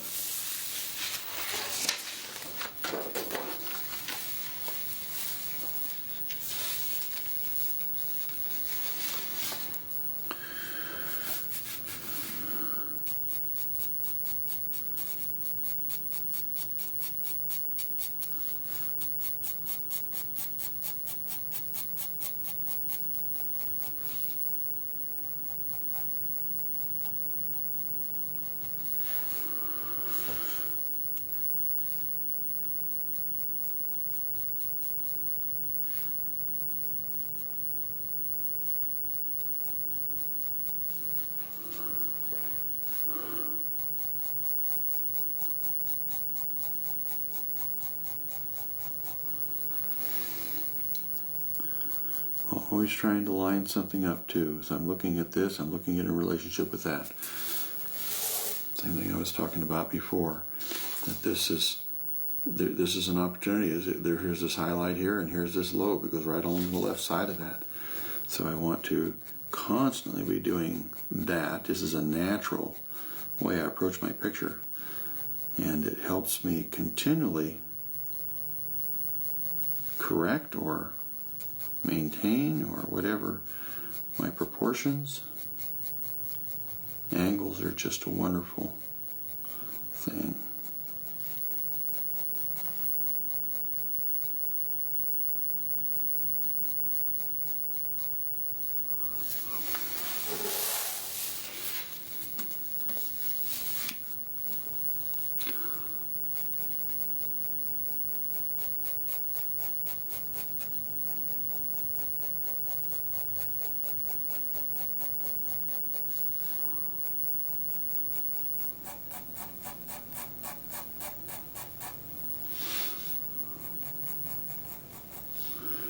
Trying to see light value changes, and I'm seeing bands of light value going through my dark in places. Sometimes you have to blur your eyes.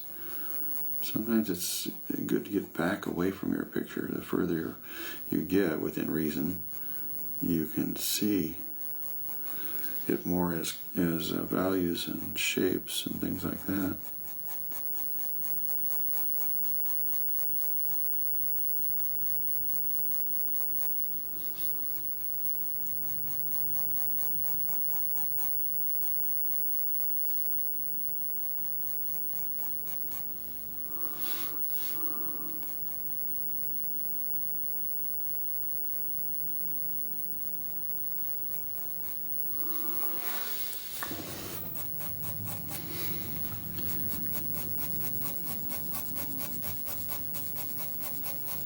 This is kind of like doing the pupil of the eye. Remember, I've said go several different directions, as I want there to be a soft fringe, a soft vignette to it, even though you may see it very defined. And by pulling different directions and letting those tapered strokes come out on the outer edges, you end up with something soft. And it's kind of somewhat like that, except this is bigger. And then I can move it around and guide it by, as I'm looking now, I realize maybe I'm getting up here a little high, so I'm going to bring the focus back down here. Still, it's just fine to use my 4H with this. Now, I can try this. I'm doing this vertically, which is okay up to a point, but I have much more control over showing contour and curve if I were to work from the dark and go laying my values down just like we did in the patch, because I can work away from my darkest area, and I have much more control over the gradation I'm building, the going from dark to light. I can go lighter, lighter, lighter. Much more control than trying to fit a lot of them end to end and hoping that every one of them is going to have exactly the same flow of value.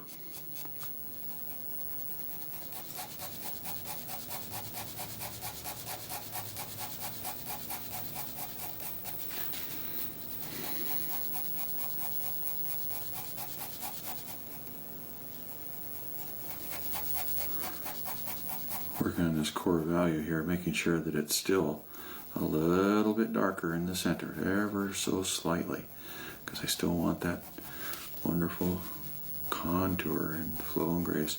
And as I continue going over this, we're going to maintain the texture of the paper.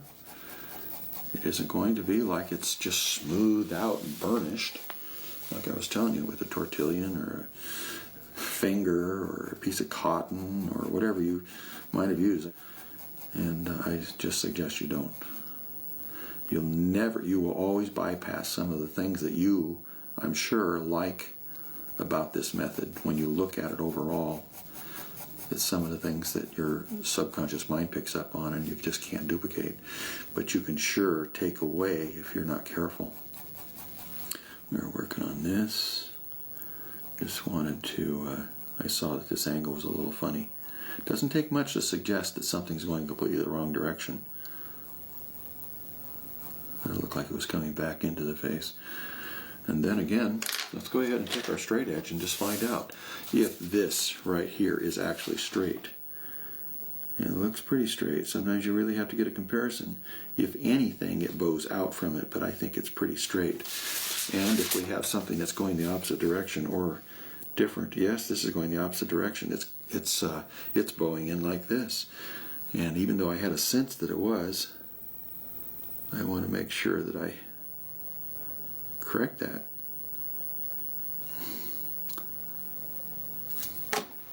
Because the direction of the curve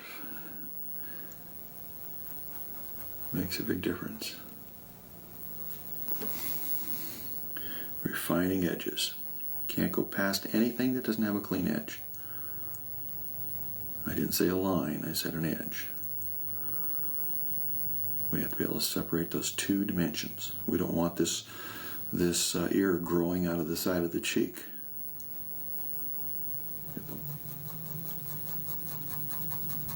Now, this is round as well. So now I want to be able to round up from that because the lower part is a little darker than the middle or the top part.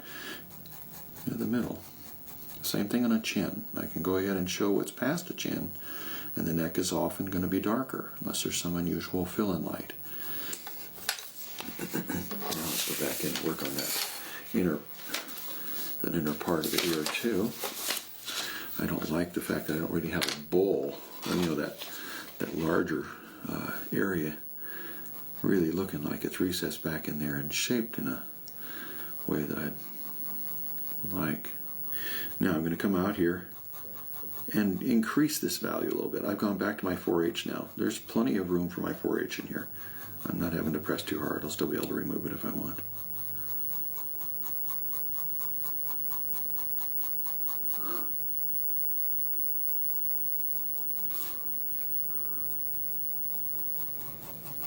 I'm starting to get a little bit more again of that dishing, a little bowl effect in there, and it's allowing me to reach in here as a result and tone that down, where I realize maybe I can put a little more here.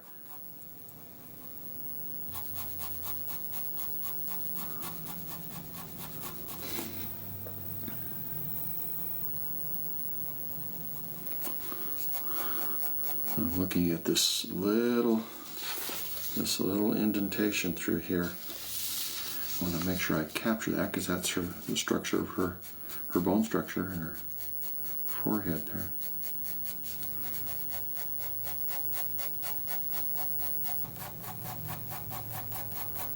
Not the limit. Let's try and see what our 2H will do. See if we can get a little more in here. That's nice. Just subtly starting to build up that value. Not too much.